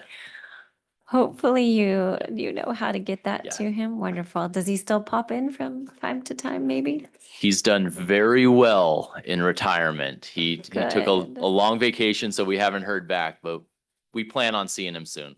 Great. Thank you for getting that letter to him, Ryan. The last item of business is absences and commissioner reports. Commissioners, do you have anything to report, including planned absences? Commissioner Struck? Yes, yesterday, I had the opportunity to go to the Mercer Island Library. There was a celebration, and Mayor Neese had some very nice words to say to the group. And the celebration was to announce the opening of the library on Sunday. So after 5.5 years of closure, we now have a library that's open 7 days a week. And so I encourage everybody to get out there, and want to again thank Mayor Neese. I know he was very instrumental in helping to get Casey Ellis to focus on this, as well as members of the community. So good job, everybody. That's great. Commissioner McCarthy? I just wanted to take a little minute to say, I think it would be amazing if we had a rowing facility here, or like the start of a rowing community here on the island. It seems shameful that we are surrounded by water and don't have that as an opportunity for our kids and grownups. Thanks. Commissioner Markson? This is more of a question. I hope that's okay. Not a report out. I was curious, I know we all got a message about someone looking for open basketball courts. And what I was wondering is if the city had ever explored with the school districts, like some sort of management of their spaces after hours, or, like, so that, I mean, there's a lot of space that's not getting used in the evenings, I would guess. Anyway, that's my question. Excellent question. We will be moving forward with interlocal agreement conversations with the school district as it relates to athletic fields. I believe that conversation will likely include the use of, as it relates to community, city parks and rec facilities, as well as the use of school district facilities. So I anticipate sort of a mutual agreement there. I don't know what that'll look like. I don't know what the usage of their facilities are. Specific to the individual who emailed, I love the way this process played out. I had actually had the opportunity to have well, as you all know, I love to talk. So him and I had a very long conversation about just what the facilities utilized for, the different things that are happening. One of our goals is to promote opportunities for everyone to use the facility, not just the most popular activities. So as we go forward, we will be looking at opportunities. I gave a date of April. It'll likely occur much sooner than that to expand our open gym opportunities. And that's for all ages. And so I see a real opportunity here to expand that. I do need to place the caveat. Gym space in general, regionally, is so hard to get. The users that we have in our gym are all of the rentals are Mercer Island groups. So anytime you look to add time or for another group, as we've talked about frequently tonight, something has to give. So Jeremy and I are actually looking into what some different opportunities are to enhance access. And part of that conversation also goes working with the Boys and Girls Club on what they're providing for drop-in access for Mercer Island residents as well. So excellent question. Thank you, because I was excited to talk about it as well. Oh, did you have something to say? No, okay. I would agree with Jody's comment that it would be wonderful to see a rowing program here. We are surrounded by an amazing space for this. So I was really pleased to see public comment on that tonight and to know that things are starting. And, we know these things take a long time, but I'm excited to see where it goes. And did I see a hand down there? No. Okay. And because Commissioner Cohen is not here, I will share an email that he sent to me today. He noted that if it comes up, and I know we're not making a decision on it tonight, but since we are talking about the rowing program, his comment was that if it comes up at the meeting, he is not in favor of the Calkins location for a rowing program. So wanted to share that since it did come up in the meeting tonight. And if we don't have any other reports, commissioners, may I have a motion to excuse Commissioner Cohen's absence from tonight's meeting? So moved. I'll second. Thank you. So there is a motion by Commissioner Struck and a second by Commissioner McCarthy. Commissioners, does anyone have any comments or discussion before we vote? Seeing none, will the city staff please call the roll? Thank you, Chair. Commissioner Markson, Aye. Commissioner Struck, Aye. Commissioner McCarthy, Aye. Commissioner Bretman, Aye. Vice Chair Westberg, Aye. Chair Hay. Aye. Thank you, Chair. The next Parks and Rec Commission meeting is a regular meeting on November 6th, 2025 at 5 p.m. The time is now 8:34 and the meeting is adjourned. However, as a reminder to commissioners, please stay seated until the city staff has terminated the Zoom broadcast. Good evening and thank you for joining us.